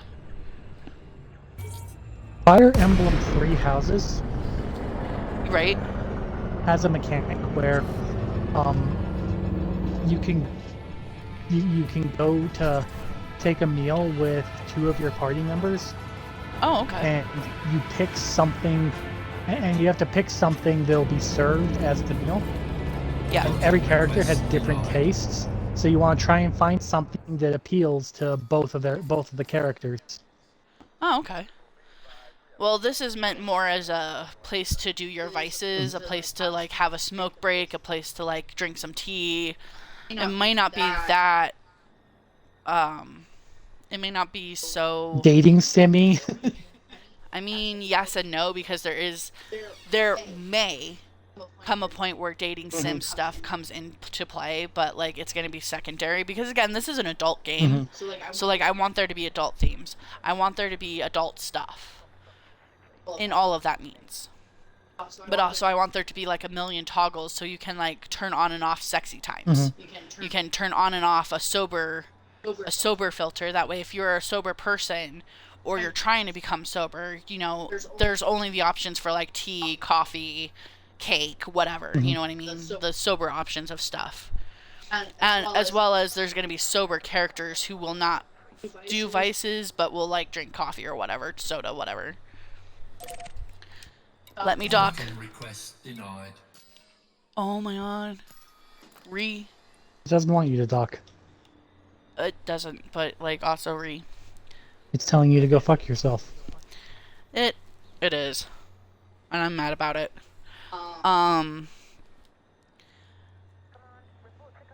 The Land of Jade is also one of the only places where children are. There will be no gotcha children. You cannot have a playable child character because, again, this is not meant for children. This is an adult game with adults. That way we don't have to run into the problem of, why are you shipping children? Right. I don't like that. Right. So I really want to have a place where... Docking request granted. Woohoo! It is. I got accepted. But in the Land of Jade, there will be children that you can play games with. You can play hide and seek. You know what I mean?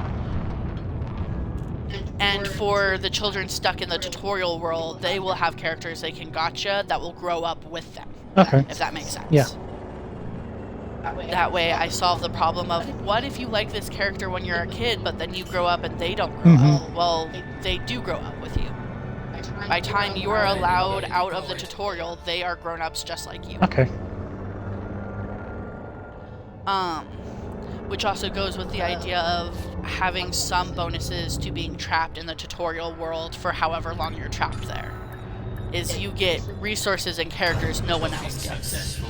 Engines disengaged. I feel like that just incentivizes lying to the game. Yeah, but you don't want to do that because locking you there for that amount of time will be maddening to adults. Because adults don't necessarily want to wait all that time where kids have all of the time in the world. And I'm playing on that really hard. This is going to be very obnoxious to the I want to see all the content type players. Yes. My fix for this is there will be an adult-only tutorial mission after the first, or not mission, but after the first time you go through, you can choose to play through the kids part, basically. But it will be separated, the servers will be separated from kids. That way we don't have adults playing with kids. Does that make sense? Or at least as best as I can with what we can do when it actually gets made. That's good, because if you're going to have a designated kids only server, Incoming message. adults impersonating children is literally the exact thing you want to keep out of there. Yes, exactly. The exact thing.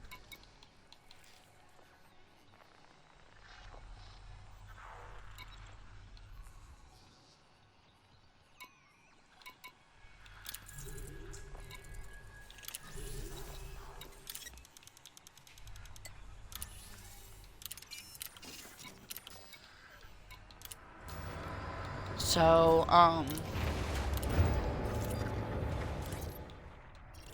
and of course it's not going to be perfect, right? It's nothing can be perfect, but I'm going to try really hard as I can to truly make it so there is a separation between kids and adults, if kids even want to play this game, you know what I mean? Engines engaged. Unfortunately, Grand Theft Auto has taught me that kids are going to want to play adult games, but I want to keep kids safe and away from adult themes for as long as possible until they are adults, right?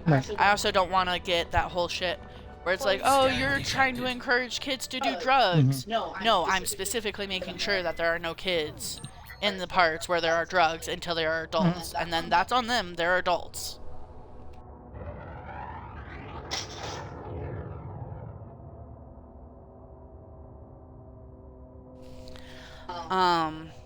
Also, a thing that I'm still back and forth on right now is slave trade. So it's that hard thing of, in order to be a hero, there has to be villains, right? I want people to have the full experience of being a hero and, like, dismantling the slave trade. But also, ew, slave trade. Right. Ew. Plus, if you have a slave trade, and you're And doing that thing where you can choose to be the bad guys, Yep, then that obligates you to create a path where people can become be slavers, slavers. and Yeah. you know that's only going to attract Nazis, right? Unfortunately, yes. But the idea of the bad path is it's supposed to be hard and just not fun. I will be doing everything I can to make the bad path just not fun, as a general statement.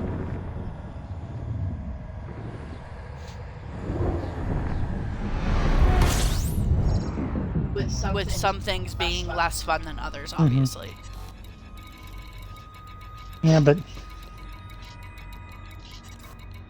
even if it's unfun, being able to play the game as a slave trade simulator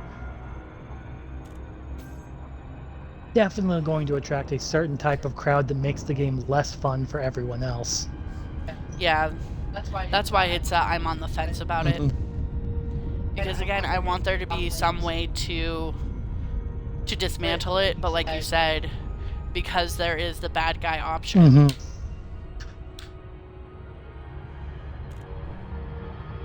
I don't want Nazis playing my game, but also I do have a sliver of, if this means that they're Nazis in my game and not in real life, I would be thankful. Does that make sense? Yeah, but they'll probably be both. Yeah, I know. Again, that's why I'm on the fence about that particular idea. I apologize, I've become distracted, so I'm gonna leave and lurk for a bit. No problem. Have a good lurky lurk, Sakura. I hope that you get done what you need to get done, and you have good rest too soon. Okay, so that's what I have for the Land of Jade so far, outside of the monsters that we discussed. Nashta is a whole world where you navigate by light, because it is a rainy water world. It's basically Subnautica mixed with not Breath of Wild, Wind Waker. This is the ocean planet where all the enemies are boss fights. Yes, 100%. Because what you're mostly fighting against is the weather, is the storms, is the navigation. Are you okay? Oh, okay. My friend is a BRB.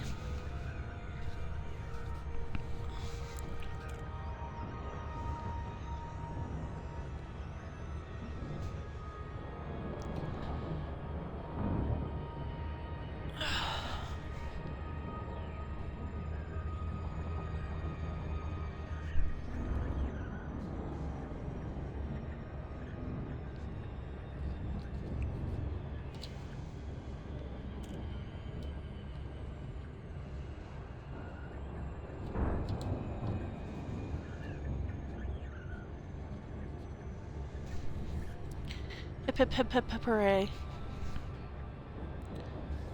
Yes, also because you're streaming you have to actually say be right back. Yeah. I said it for you this time, but you know, be a person. You're on my stream. I know. I know. Me too. But we're on my stream, so we have to be a little bit better than that. I know.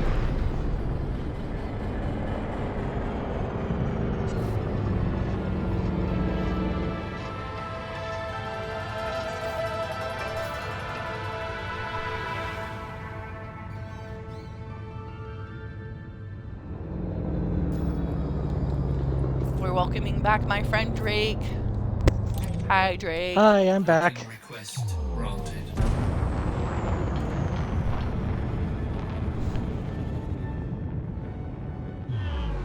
Hello. Hello. Okay, so we have Nashta, which is the world full of rain. It will have like slush in the cold regions, and it will have hot ass rain that will have like a heat meter in the hot regions. Okay.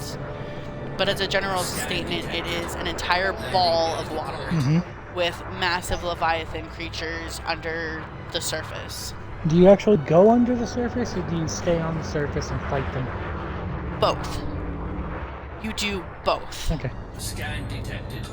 There will be parts of this world that will run a lot like BioShock, where there's underwater cities, and then there will be underwater ways to like portal ways to get out of the city and into the actual water.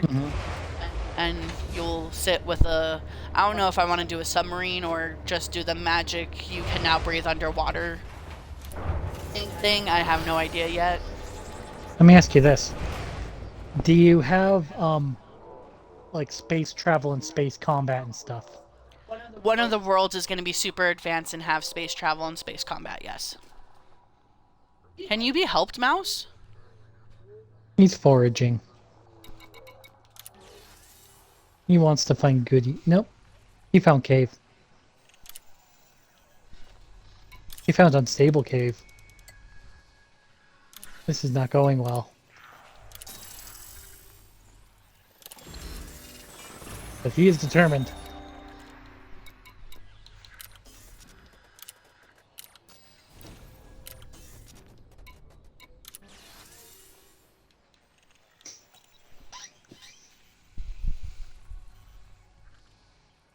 He is now just a mouse in a cave. Yep.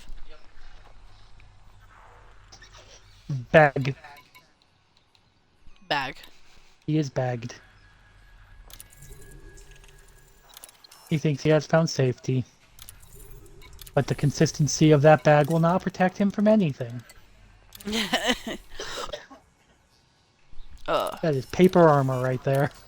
That is paper armor. That is literally the definition of paper armor.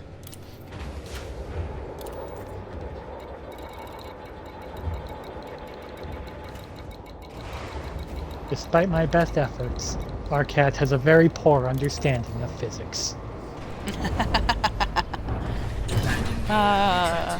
Ship released. Engines engaged. Especially with how precariously perched that bag is. Oh, another thing is every world will have its own outfit, and the outfit for this is a hooded cloak to keep the rain off. Makes sense. Scan detected. The whole world should be like feel slightly hostile to you, but in that like low key way. You know what I mean? The reason I asked about the space travel is because if you already have a system in the game for space for like space flight and space combat, you can probably just modify that for your submarine. Yeah, that's what I was thinking too. So this is one of the few places where there's like refuge everywhere. Everywhere there's people inviting you inside, there's tea shops, there's no such thing as loitering, and this is one of the only worlds where homelessness is not a thing. Everyone has a home because it's considered a basic human right because you will die out there of waterlogged. And everyone understands this. Okay. Charging. One of the things that I really want to do is for each city, they'll have a Gorgile type, a Gorgile type. Gargoyle? Yeah. where it would be like angels for this one city, demons for this other city, frogs for this other city. You know what I mean? So you can tell where you are just by looking up at the gargoyles. at the architecture. Are they living gargoyles or just stone gargoyles? Both. Because why It's a not? surprise. Exactly. It's a surprise that will help us later, except not. I assume Land of Jade has jade gargoyles. No, the gargoyles are very specific to this world. Because gargoyles in architecture are used to keep rain off of buildings. Okay. I thought... Sorry, I misunderstood. I thought you meant every world had gargoyles. No. This world specifically for the towns for the towns and cities in this world. Okay, I misunderstood. There are I'm sorry. gargoyles because gargoyles in architecture are used to keep rain off of walkways. Gotcha. Boats are going to be your main transport area. Cities above the water are going to be more themed along a breaking down of cyberpunk. So one of the things I don't get to see very often is cyberpunk in ruins. The idea of this world is it was at one point the most advanced world that you'll see, but because the advancements were not tapered by resource understanding, the divinity of this world decided, hey, I'm going to try to give you guys a warning. But that warning ended up triggering the cataclysm that the god was trying to prevent in the first place. Yeah, now that you mention it, cyberpunk is always about late-stage capitalism Yeah, accelerating towards ruin, but we never see the aftermath the actual of that. ruin. Yeah, this is the aftermath of that. This is the ruin and how people survive after that. So the cities are going to be the most advanced, but they're clearly built inside of the ruins of a cyberpunk city. There should also be a lot of lost history and lost Absolutely. culture, because cyberpunk uses similar kinds of data structures that we have in our world. It's almost like it's a criticism of our world or something. But or something. one of the problems with that is that our forms of information, our forms of information preservation are fucked. There is... Historians have been warning for years. There's 40, 50, 60 years of history that 100 years from now will just be gone. The storage mediums we're keeping them on will not be able to function on... it'll all just be lost history. No one will be able to play a CD in 100 years. So,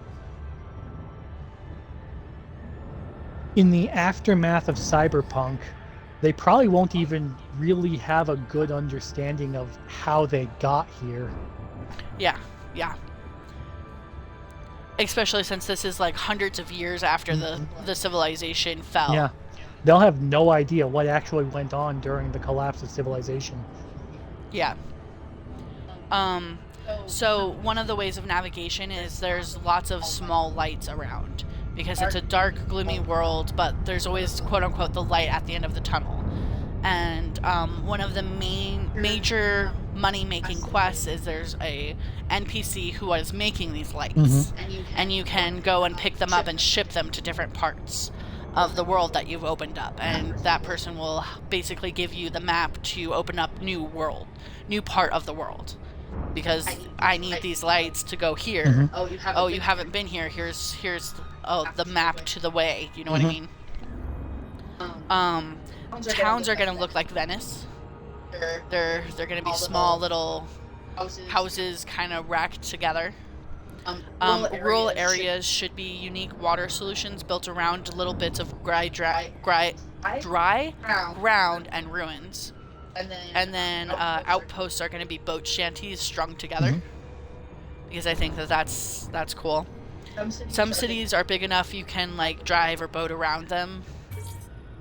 Just because I like the idea of having rain sloshing as you drive, because that is core elemental thing to rain. And this is a planet of permanent forever rain, right? Permanent forever rain. It never stops raining here. It literally is always raining, always damp and always storming. It's just there are some rains that are worse than others, basically. Oh, shut the fuck up. Docking request denied. And the lanterns are a huge big deal. They are a consistent like money maker for the main character, but other money makers, especially as you unlock different worlds, because like the idea is you can start on any world, but the starting ferry that you get will warn you against two worlds. One world has a massive amount of conflict, basically, because if you go to that world, it'll lock you there and you can't just like escape that world and go to other worlds. All the other worlds you can basically traverse at any time. Okay. If you just don't like a world, you can just find the way out and leave. So part of, and then the other world is a Dead Souls-esque world where everything's so hard you have to be at the end of the game to be ready for it. This one's just like the fuck you get fucked world. Yeah, it's literally you go there and you are breathing in asphalt and sand and like everything that the game has so far taught you. Why have I been space traveling without a suit? This is on me. Docking request denied. Wow, this is trash. Denied. Docking request denied. Okay, trash. Stepping out of your ship in Outer Wilds and just drifting off like, oh no, I deserved this. Kinda, yeah. But Dark Souls world is the only world where the ferry is like you go to see the ferry like you do in every other world, and the ferry is dead. The life tree is alive, kinda, sorta. It's like constantly burning or something like that. I haven't quite decided, but the ferry is dead, and it is supposed to be a very shocking thing. Like the ferry your starting ferry that comes with you everywhere, like throws up and is horrified to see one of their own just fucking defiled and dead and possibly like burnt to death or something like that. You know what I mean? Like, everything about the entrance of this world is to literally set you up to understand that this is a hostile world that is here to kill you. It is the Also, dark bramble of the game. Yeah, basically. It's also one of the only worlds where there is no rest places. The only rest you get is when you can go back to your ship. Or your vessel, whatever. Because Dark Souls. Because Dark Souls, yeah. Okay, so back to Nashta. Nashta has themes of light and light, hope in the darkness and cold place, despair and entropy in the spaces of dark loneliness. You die on the Dark Souls planet, and as it's reloading, it puts up the message on the screen. Reminder that there are other places you could go instead. Yes, exactly. Oh, and the thing about the Dark Souls world is, the reward for completing the Dark Souls world is you completed the Dark Souls world. Rude? Yes. Rude. There is no special reward, no super cool characters, no ultimate weapon. It's just a place that you could have and should have avoided this entire time. You die a second time on the Dark Souls world, and as it's reloading, it shows you the message. You realize this is optional content, right?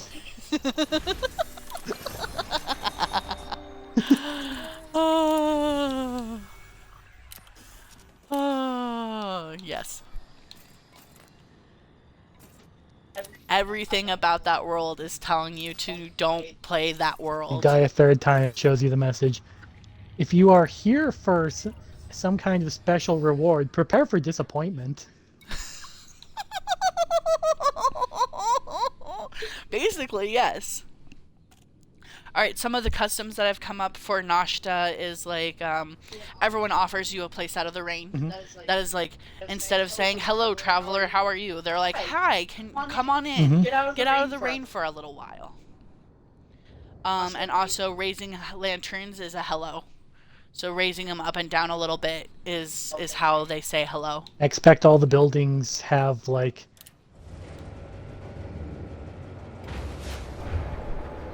Are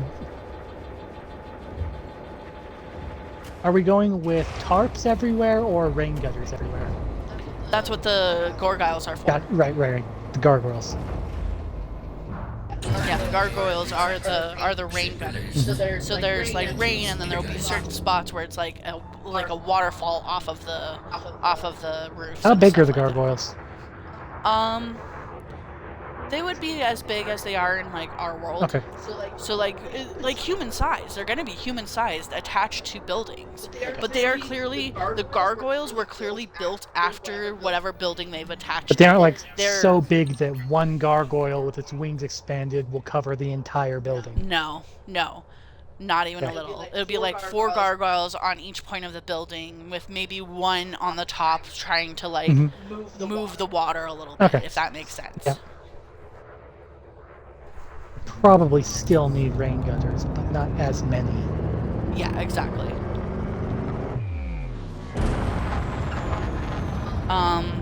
The music here is going to be a lo-fi ambience with a dash of jazz. That way it feels like it feels almost homey, but it distinctly feels like an abusive home. Like a home you don't necessarily want to be at, but like it's beautiful in its own tragic way. You know what I mean? I already told you that there are very few fightable monsters. Anything, you're mostly just battling the weather until you build the Adventurers Guild, and then there will be like some monsters you fight, but most of the Adventurers Guild on this world is based around helping everyone else. Is based on helping the community itself. This would be a good place for an aqueduct. What do you mean? Drive charging. As a place that you can go in and adventure in, because the city would need a robust aqueduct system to drain the water back out of the city after the gargoyles have Have splintered the water. the endless forever rain's coming down. It's going to roll off the gargoyles into drains and drainages, and then they're going to need a system for moving all that water. Yes and no. None of the water is drinkable until they go through the gargoyle system. The gargoyle system is taking the rainwater, which is dangerous and has forever chemicals and is not drinkable at all, Okay. and it goes into like I don't want to call it a pot, but for better lack of words at the moment, a pot, and in that pot it goes through a water filtration system. The water that comes off the gargoyles becomes the usable potable water. Through the use of possibly magic. I haven't come up with that yet. Like it'll have an advanced filtration system, and then the last parts are mages have jobs to filter the last of the water. Okay.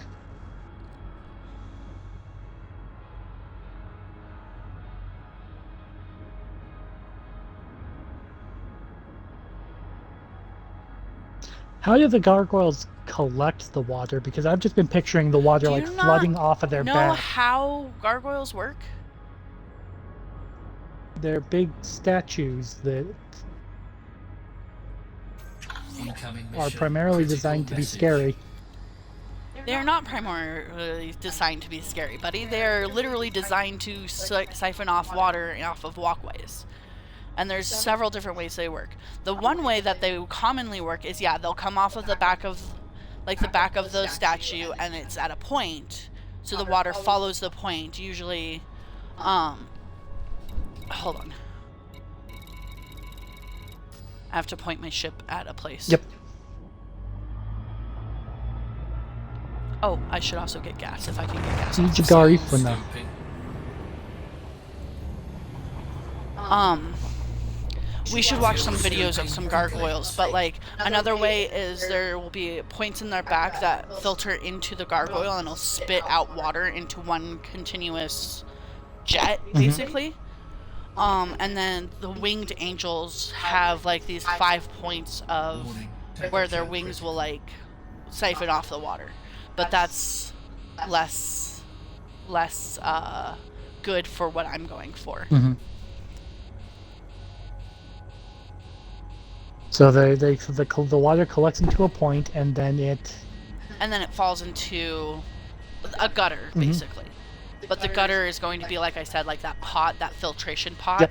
Warning, taking heat damage. Still going to be probably a lot more water than people can really drink. So it's going to need some system for outletting water back into the oceans. Warning, Or back My into ship is rivers burning or up because I wasn't paying streams or attention. somewhere that is not the city. Well, the idea is anything that's not necessary goes back into the ocean. But the ocean is like, literally, this is the city and this is the ocean. Yep.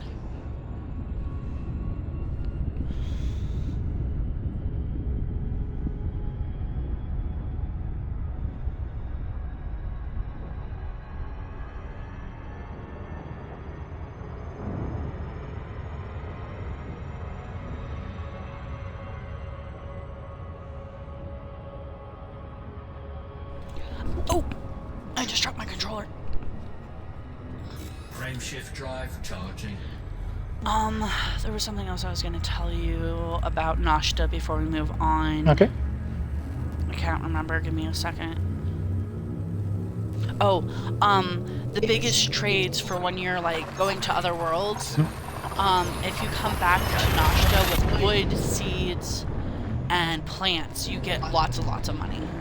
Because there's not a lot of places to gather natural wood. But wood is still the best to make boats. Because buoyancy.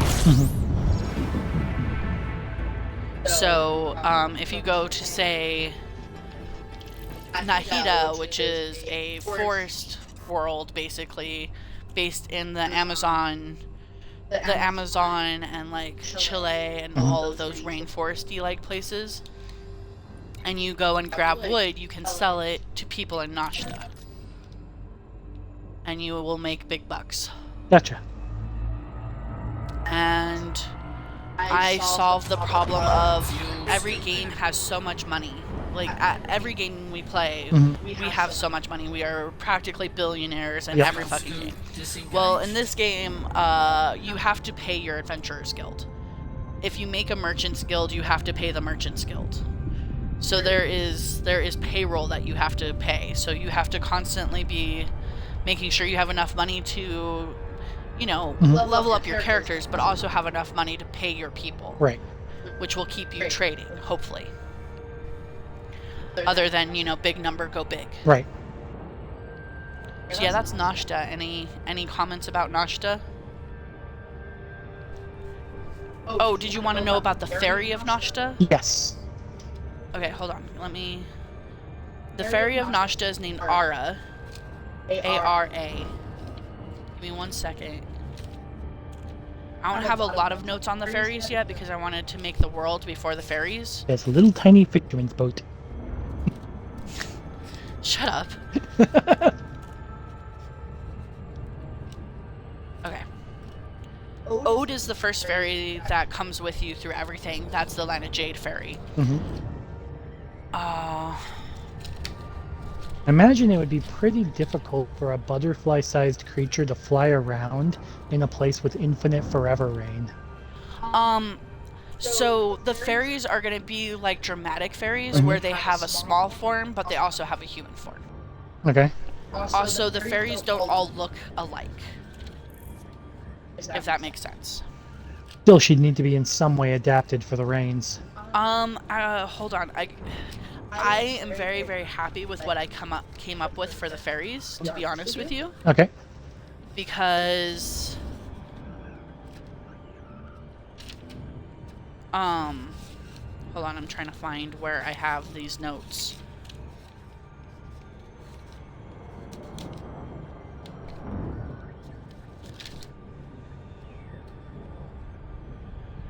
Okay, so the fairy is a red herring for this world. Okay. The fairy is very water-based and looks like you know, the bottom of the ocean. Very mossy, very like whale bones, very like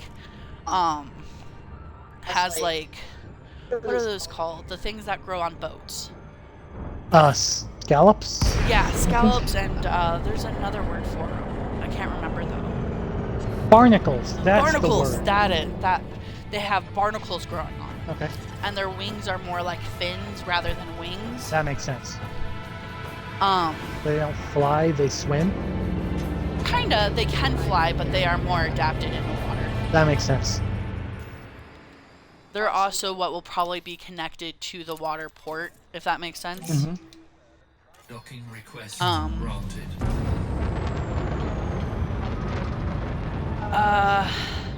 But when you find out that this world is the most advanced, like the fairy has like small hints that this world is super advanced. So like she'll have like a clockwork shoulder or stuff like that. Maybe she's old enough to remember. She is old enough to remember. She knows exactly who and why and how all of this happened. But the whole point of her being a red herring is she is basically the tutorial of the fairies will change depending on what the world goes through. Mhm.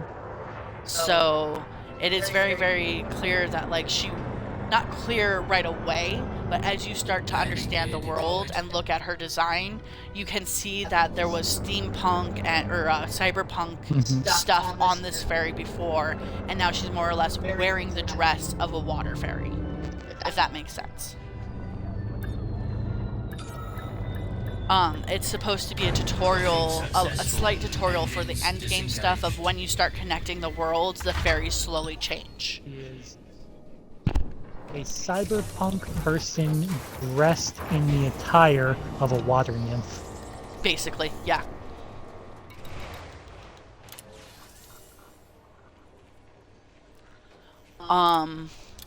Also, I'm a little hesitant to say it anywhere where people can get a hold of it for a later date, but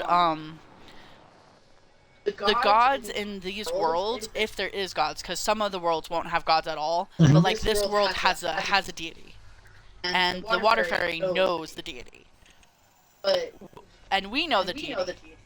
We just don't know that they're a deity. That NPC I was telling you about that makes the lanterns, that's the deity, and they caused the calamity, and they're making water fountains now because they are sad. Okay. Sakura says, "Alright, I might leave for the night. Sleep well when you all do. Wonderful to watch for a short time I was able. Night night. Good night, Sakura. I hope you have a good night. Please Night, rest. Sakura. Please rest well. My friend says good night as well."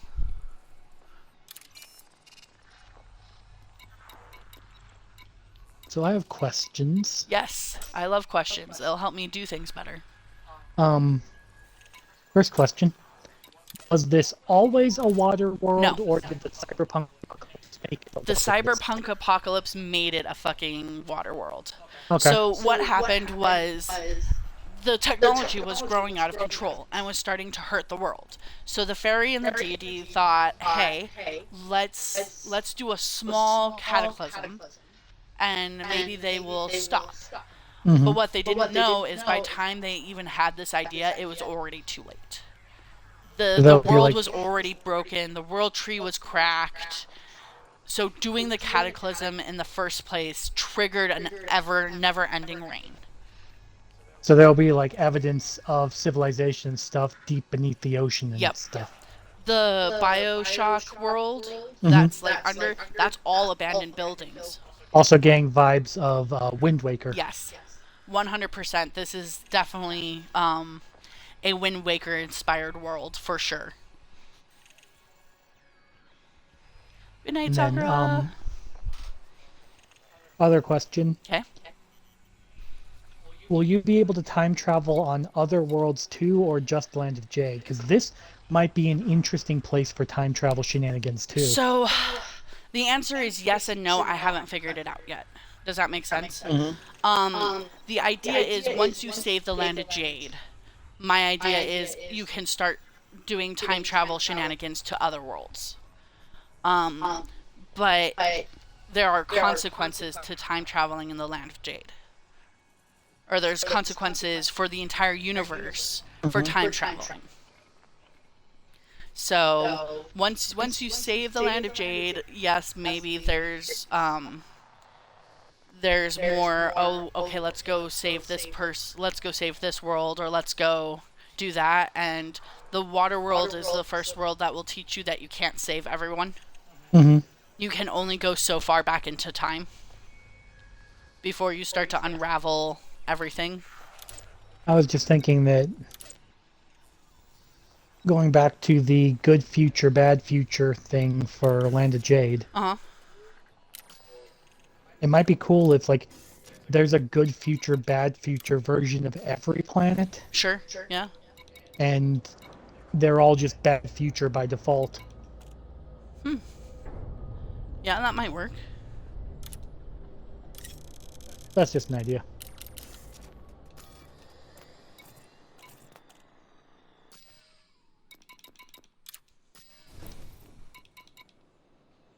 Let me ask you this. After the Land of Jade has been destroyed, can you still go back? Like, not to the Land of Jade as it was, but like, is there an area that's like destroyed Land of Jade? Yes, but no. So, yes, because actually the next world we're going to talk about is the hint that you can go back to the Land of Jade.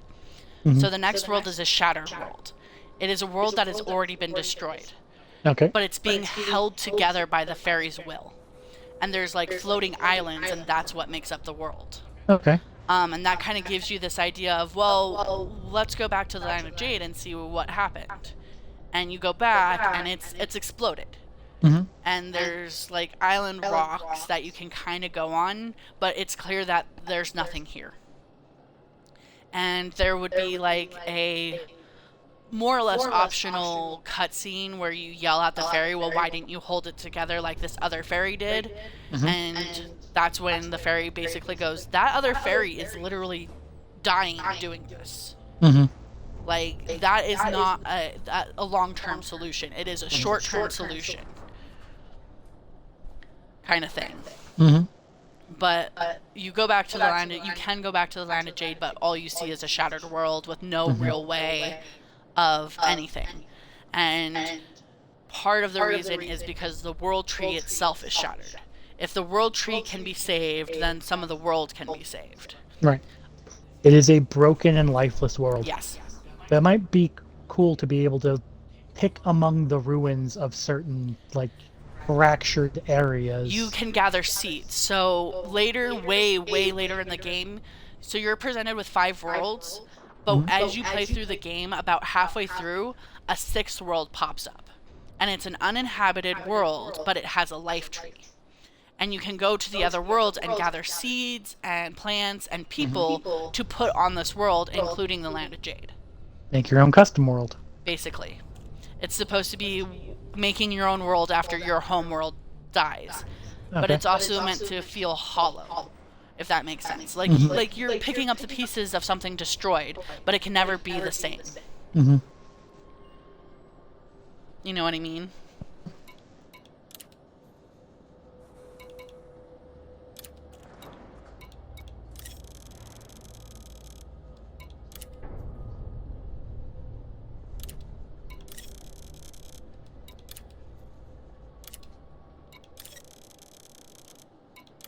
Cargo hold at maximum capacity.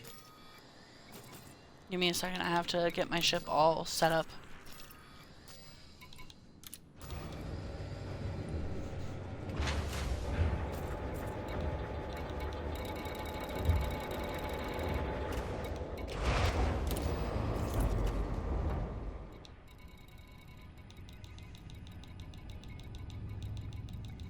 Landing gear retracted.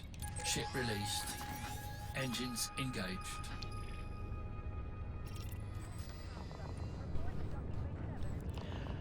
Alright, anything else for Nashta before we move on?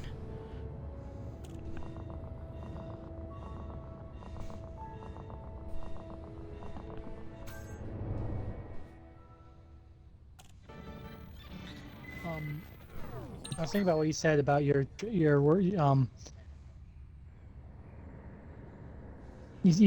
were talking about how like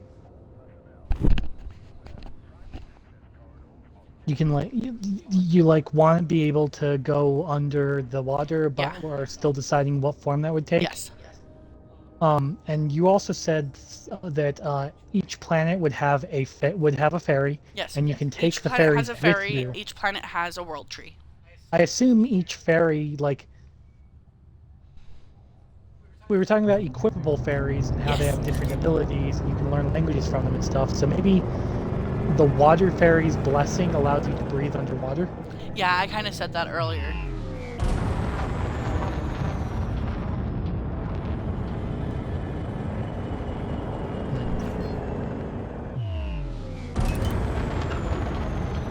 Frameshift drive charging.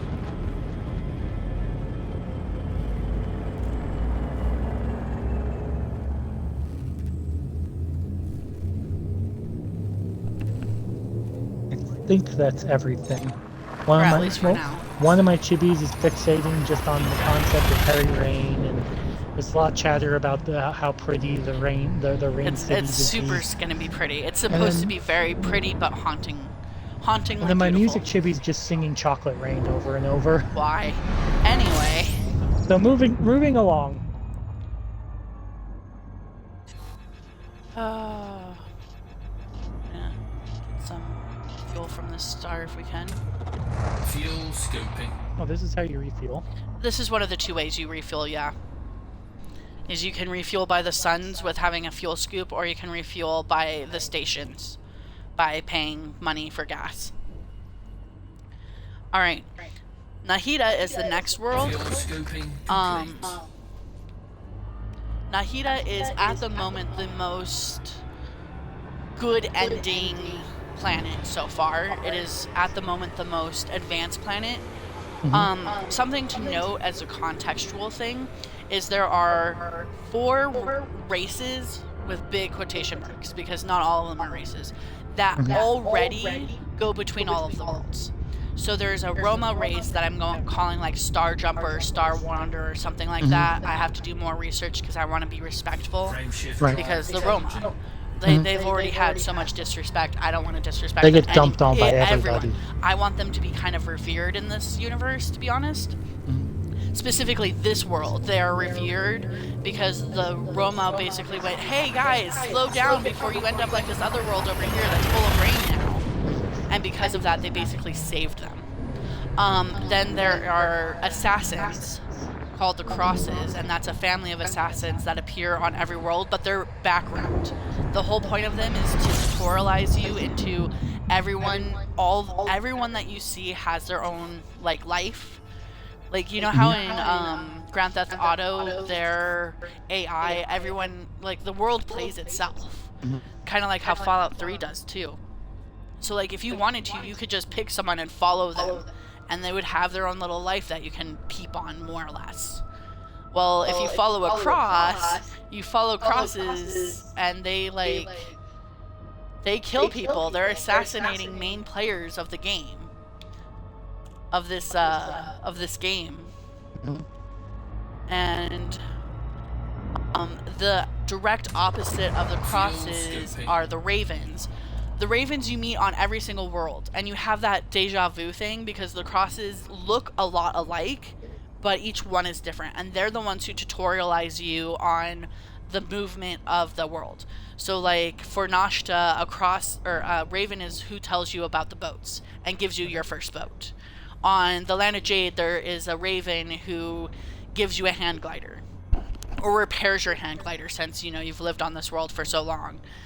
They're also where you get all of the challenges, like the races, the obstacle courses. They're who you do that through, if that makes sense, because you can't have cool movement and not have obstacle courses. You know what I mean? Because that's just silly. Hold on, ravens, crosses, Little Roma. Oh, and then there's the pirates, and that's very directly attached to the time. So there's this pirates called the Jade Scorn Pirates, and Jade Scorn is a playable character who is basically who you do the time travel through. He's who helps you gather the time crystals, or at least tells you about the time crystals.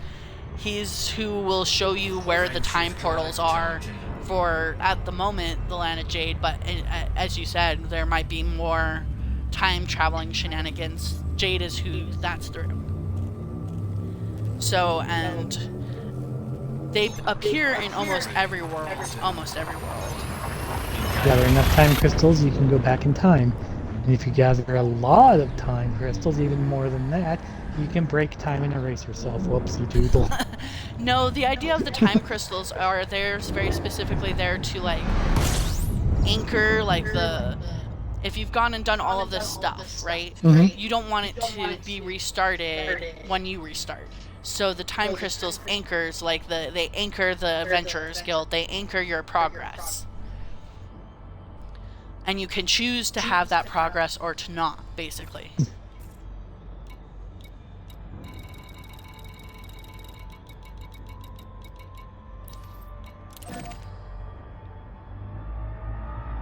That's the idea of Jade Scorn and the time crystals. So in Nahida, fuck you, I'm trying to do something. Rude. You just got started.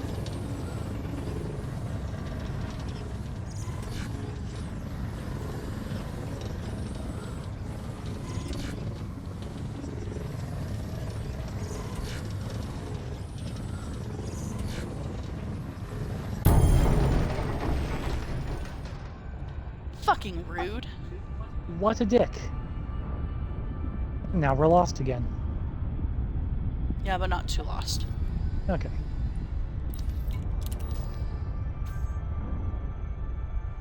Bitch ass motherfuckers. One of these times they're gonna regret that because they're gonna take me out and I'm just gonna go, oh, you know what? I'll shoot you down. Fuck you.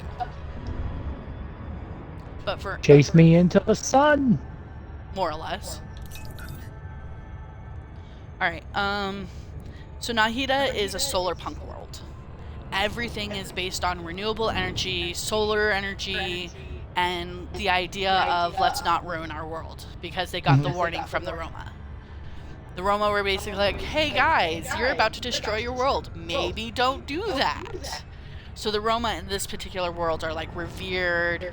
They have their own like place in the world kind of spiel, you know what I mean?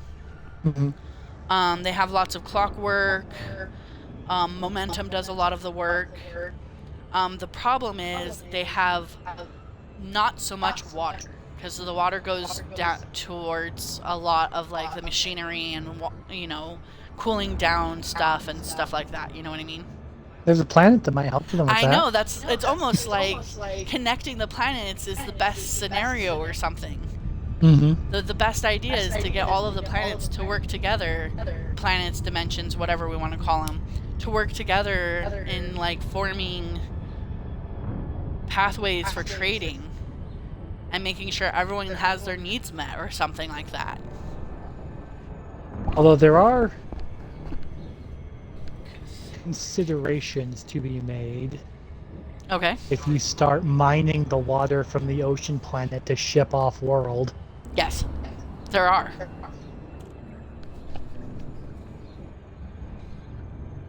That feels potentially destructive. It's almost like the whole game is about balance or something.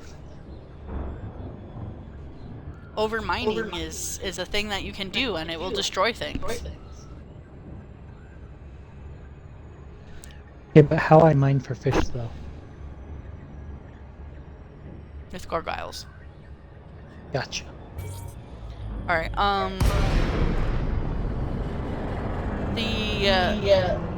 the Fae for this world should have themes of like sun and fire and just general, solar hope kind of ideas.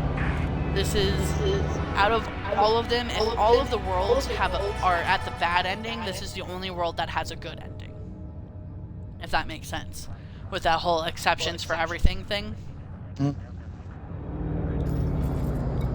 This is the best possible version of this world. This is the best possible version of this world.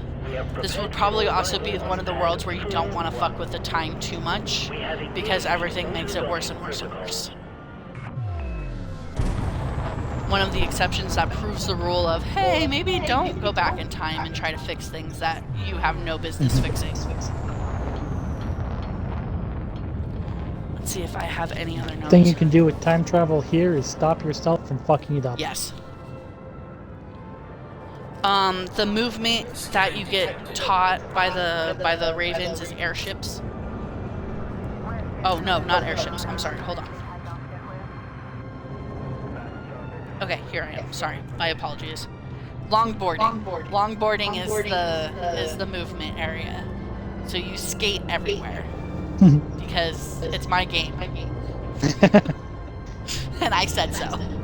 Makes Scan sense. detected. It's gonna have a lot of Aztec themes, a lot of Brazilian themes, a lot of Chile themes. It is definitely gonna be the forest biome. Landing If there was ever a biome for forest, it would be this. I really want to try to make sure that I don't do too much of this planet is the water biome, this planet is the forest biome. But I want to do just enough that you think that that's how it's going to be, only for it not to be, if that makes sense. Which means it's just these two worlds that are biomes, if that makes sense. Yep. Um, This is the planet of the poop throwing monkeys. what? There's lots of stone structures. Everything seems to be made out of stone and clockwork. Outdoor bazaars. Sorry, I was thinking. I was, that was a purposely bad suggestion for an enemy type. Yeah, let's not do that though. Not doing that, no.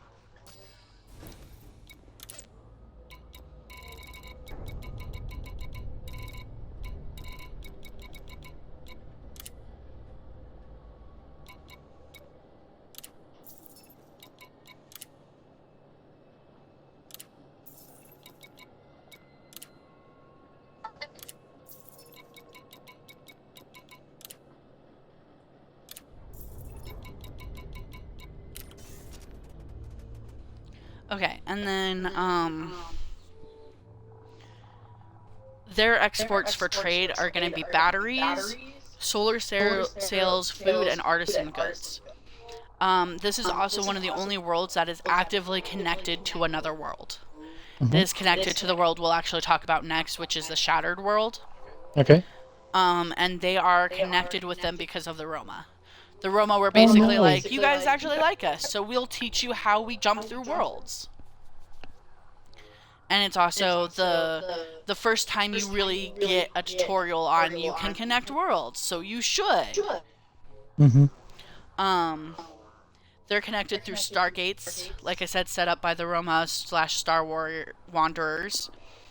Also, everywhere you look is stained glass that is all solar powered. It's like solar panels that are stained glass. Because that's a thing that we can do and we should do, and nobody does it, and it makes me mad. So I'm going to have a whole world that's just full of stained glass. That powers that particular...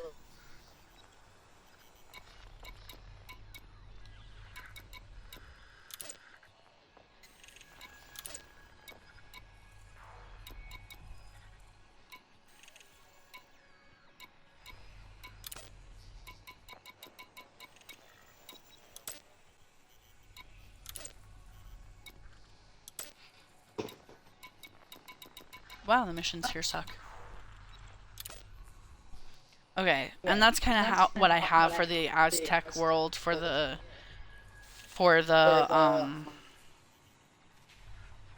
quote unquote good world.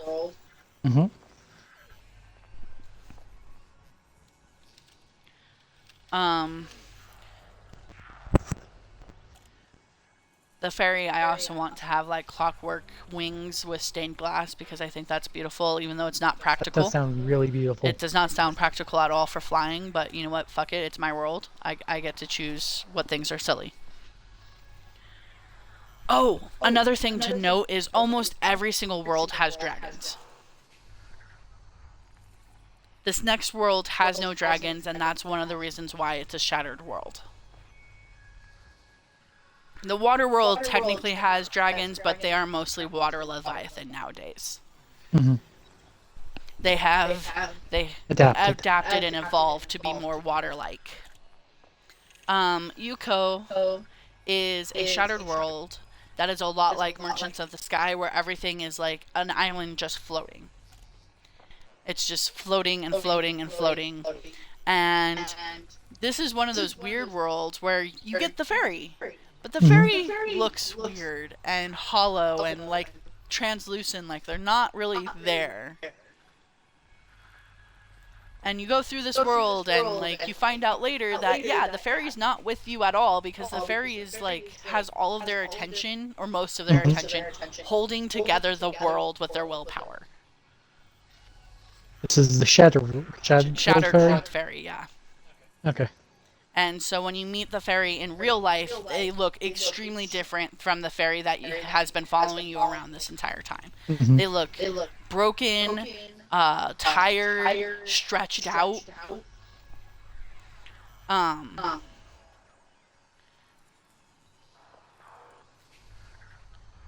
Basically, the fairy that's with you has been a hologram the entire time.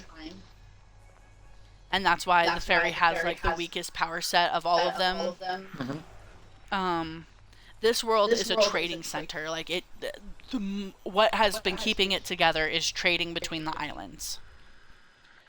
And the islands are going to be like, this island has a forest with a little city, this island is a bazaar, this island is this island is rocks, this island, you know what I mean? Like, it's like the biomes broke apart in the world. This is the planet of commerce. This is the planet of commerce. It's also one of the worlds that's going to be the easiest to connect to all of the other worlds, because it's the trading hub. Yeah, basically the trading hub. And you find out that right now this is where the other world is getting their water. Most of the water in what the fuck was the other Nahida is coming from Yuko. This other world has so much water they can drown you in it. Yes, but they haven't been connected, which means you have to connect them. Also, the fairy's name is Maya. Maya is I think it's an Italian name for mine. Come and get your water here. It's mostly salt water, but still. There are gargoyles for that. There are gargoyles for that. The next world we have is Hesta. It is the most, next to the Land of Jade, it is the most normal-looking world. I'm sorry, did you say Hesta or Testa? Hesta. Hesta. Yeah, Hesta. Okay. Also, it comes to note that most of the fairies are non-binary, non-gendered fairies. This is the only world that has a male fairy. Like, clearly is a male fairy. His name is Theo. Good for Theo. Because this world is supposed to be the most normal planet, but it's also the planet that will absolutely trap you there. Not so good for Theo. Once you go to Hesta, you are trapped on Hesta until you find the main plot and figure it out. It is also the only planet that forces you into the main plot. Not good for Theo. What the fuck, Theo? What the fuck, Theo? Especially because I haven't decided if Theo is actively the one who traps you or not. But, this world also has the most government bullshit to deal with. Give him a flick. It's made of 3 nations that are trying to rule the world and basically put the other 2 nations under their boot. Because this is the one that's all around conflict and aggression, like you were saying. Yeah, this one's around. This is the one that Oda will warn you has a lot of conflict, and maybe you'll come back to it later. Whereas the Dark Soul one, she's like, I haven't heard from that fairy in a long time. Maybe we shouldn't go there right yet because that sounds dangerous or something like that. Mm-hmm. This world also is the world that has pew-pews. It has guns. And very little to no magic at all. All the other worlds have, like, a balance between, like, you know, weapons as a general statement and magic. This is the world where there's no magic, but there's lots of guns. Lots and lots of guns. Lots and lots and lots of guns. Which is going to be a balancing issue later on, I know it, but, like, I still want to try. This fairy Theo is Earth and War themed. Someone, something, I'm still not sure if it's Theo or a divinity or something, just stops you from being able to leave. Once you're on this planet, you are trapped on this planet.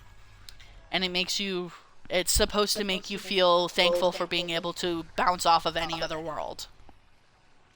Um, this is also the one where the entropy paradox is the most active. You need to wiggle your controller, yeah, because it's doing a thing.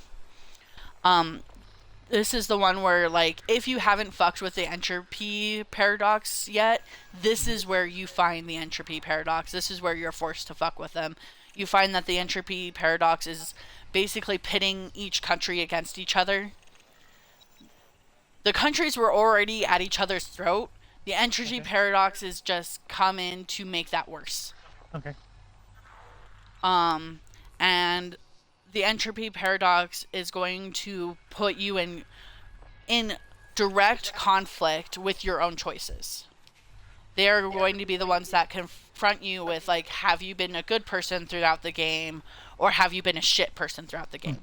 And how they interact with you is how you know whether you're a shit person or not. If they judge you as a enemy and they're not trying to get you on their side, then you've done pretty good throughout the game. If they're like, hey, why don't you just join us? We could be powerful together. You've been a shit person throughout the entire game. Reverse Sans is here to judge your sins, but in the other way. The player character Jane Scorn is an actual Sans. Through all of the time loops, he is the only one who remembers everything clearly. And is also the one who will, like, if you destroy all of the worlds, he's gonna be, there's the boss of hope, and then he's the last boss that is impossible to beat. Literally impossible to beat. You can beat hope, but you can't beat Jade, which is time. So I don't have very much on Hesta yet. Just what I told you so far. Adder, sorry, is the Hellscape planet that I was telling you about. That is basically, you don't want to be here. There is no reward for being here. It's just a story.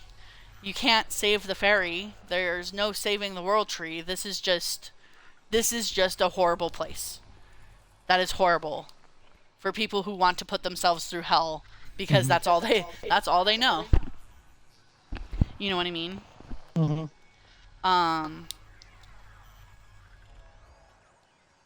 It has elements of the moon, and it's basically everything is undead. And I haven't decided if the fairy itself is dead or the fairy is undead. The main theme of this is resilience and determination beyond the point of reasonability. This is the Dark Souls planet, right? This is the Dark Souls planet. This is the planet where everything sucks. And there is no point in actually being here except that you personally want to be a determined asshole. I have a thought. Okay.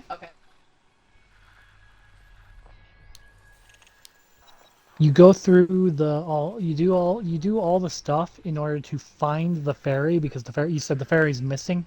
Yeah.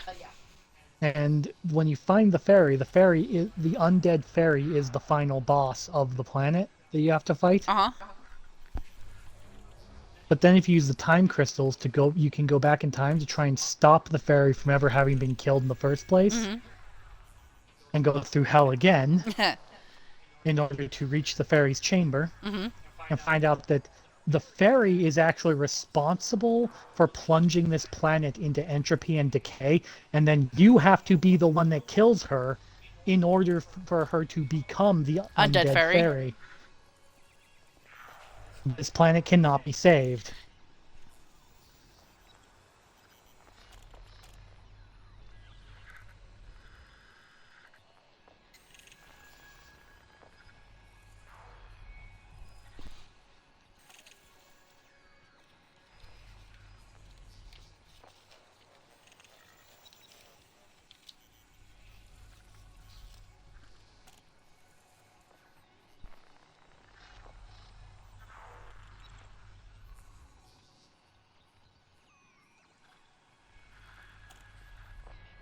Yeah, because to destroy a planet, you have to kill the fairies. The Hmm. fairies are the planet scale bosses. If you want to destroy them and get to the life tree, to destroy the life tree, you have to go through the fairies. Hmm. So that would be a great exception of you don't want to kill any of the fairies except this one fucking fairy. Hmm.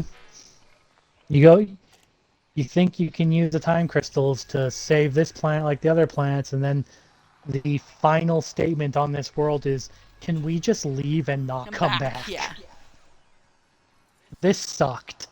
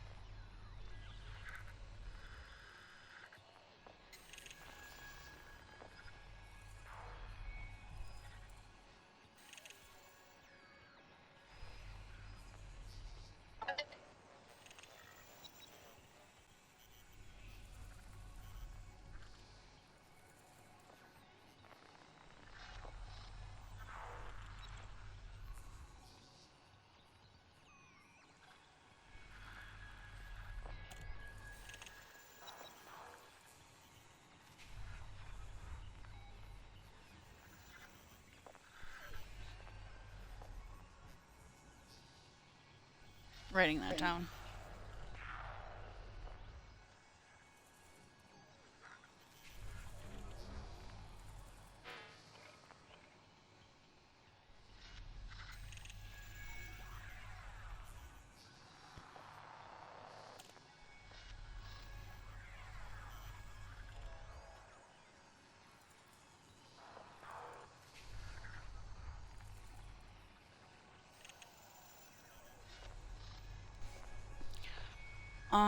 Yeah, I like that. What is the Adler fairy's name? I forgot. Adler fairy's name is Ajda, which means strength beyond. It is a Indian name meaning strength beyond. Indian from India.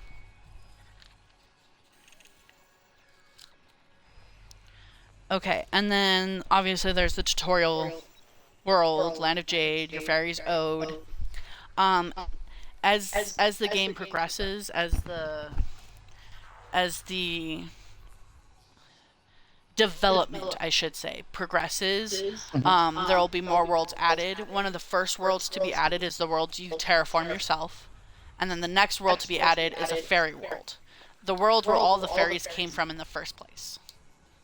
And I don't know anything about that world yet because it's just I Hmm. want to focus on these. This is just an idea for later once everything else is developed. It's the DLC planet. It is the DLC planet.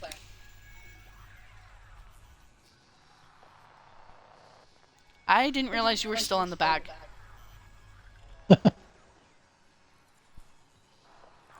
But he is still in the bag. He is very much a contented bad kitty right now. He is very much a contented bag kitty right now.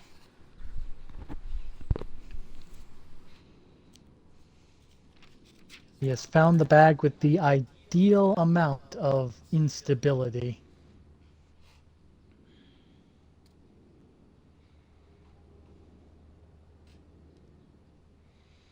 Now you have an actual cave, Cat. Oh yeah, and obviously the entropy paradox people are everywhere, just like the crosses, just like the ravens.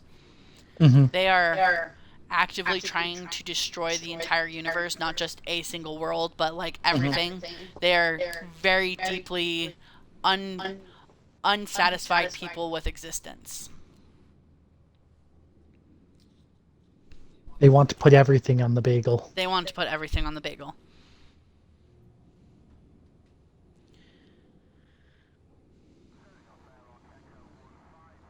I want to make sure that my game is expansive, but also you can do co-op and everything. I'm tired of games that are like, yeah, bring your friends to battle and only battle only. I want people to be able to like take their friends through the story. You know what I mean? Take their friends through connecting the universes together, etc., etc., etc.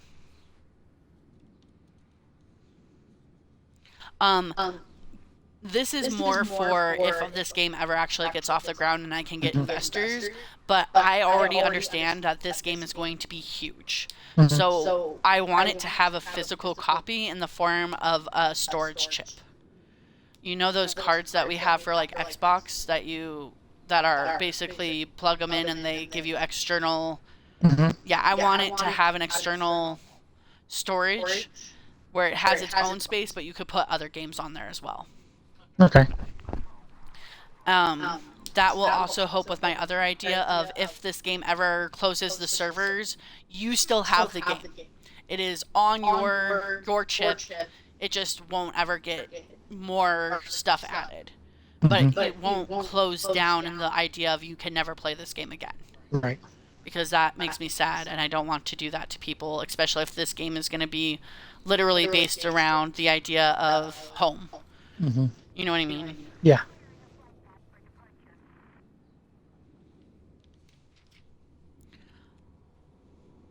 Oh, another thing about this is all the characters that you gotcha, they come with a proficiency weapon. They come with a weapon they are proficient in. So, like, one guy is proficient in, like, spear or whatever, right? But you can change their weapon and skills by taking them to other planets and introducing them to, like, martial arts and stuff like that. So, like, a person who uses a pole arm can use a bow, but they may not be as proficient in the bow. But eventually, anyone who can wield guns will be able to learn magic. Anyone able to use magic will be able to use guns, with the exception of crosses. Gotcha.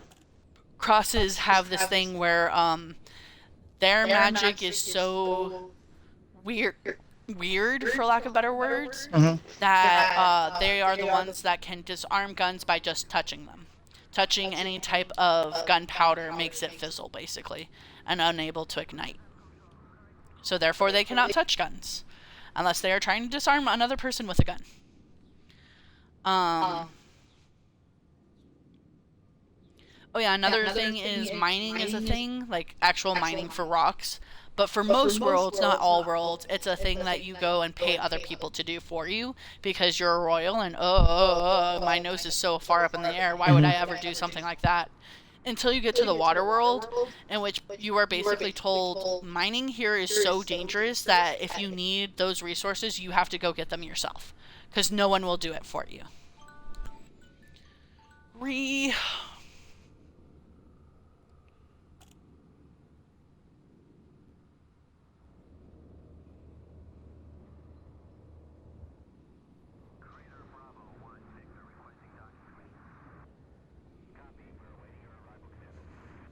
You want to start the game with a 5-hour mining tutorial for a mechanic that most players are never going to even use? No. Like Starfield? No. I don't want to do that at all. Thanks.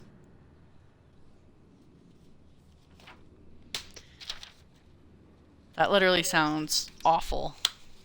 That literally sounds awful. Based on everything I know about it, Starfield would be a great game to play and take notes on all of the things not to do. Yeah. Some of the best writing advice I ever got was read bad books so you know what not to do, and I might do that for games for a little while because I want to know what not to do. Because this game is going to be big and I want it to work. Alright, that's our writing stream for today.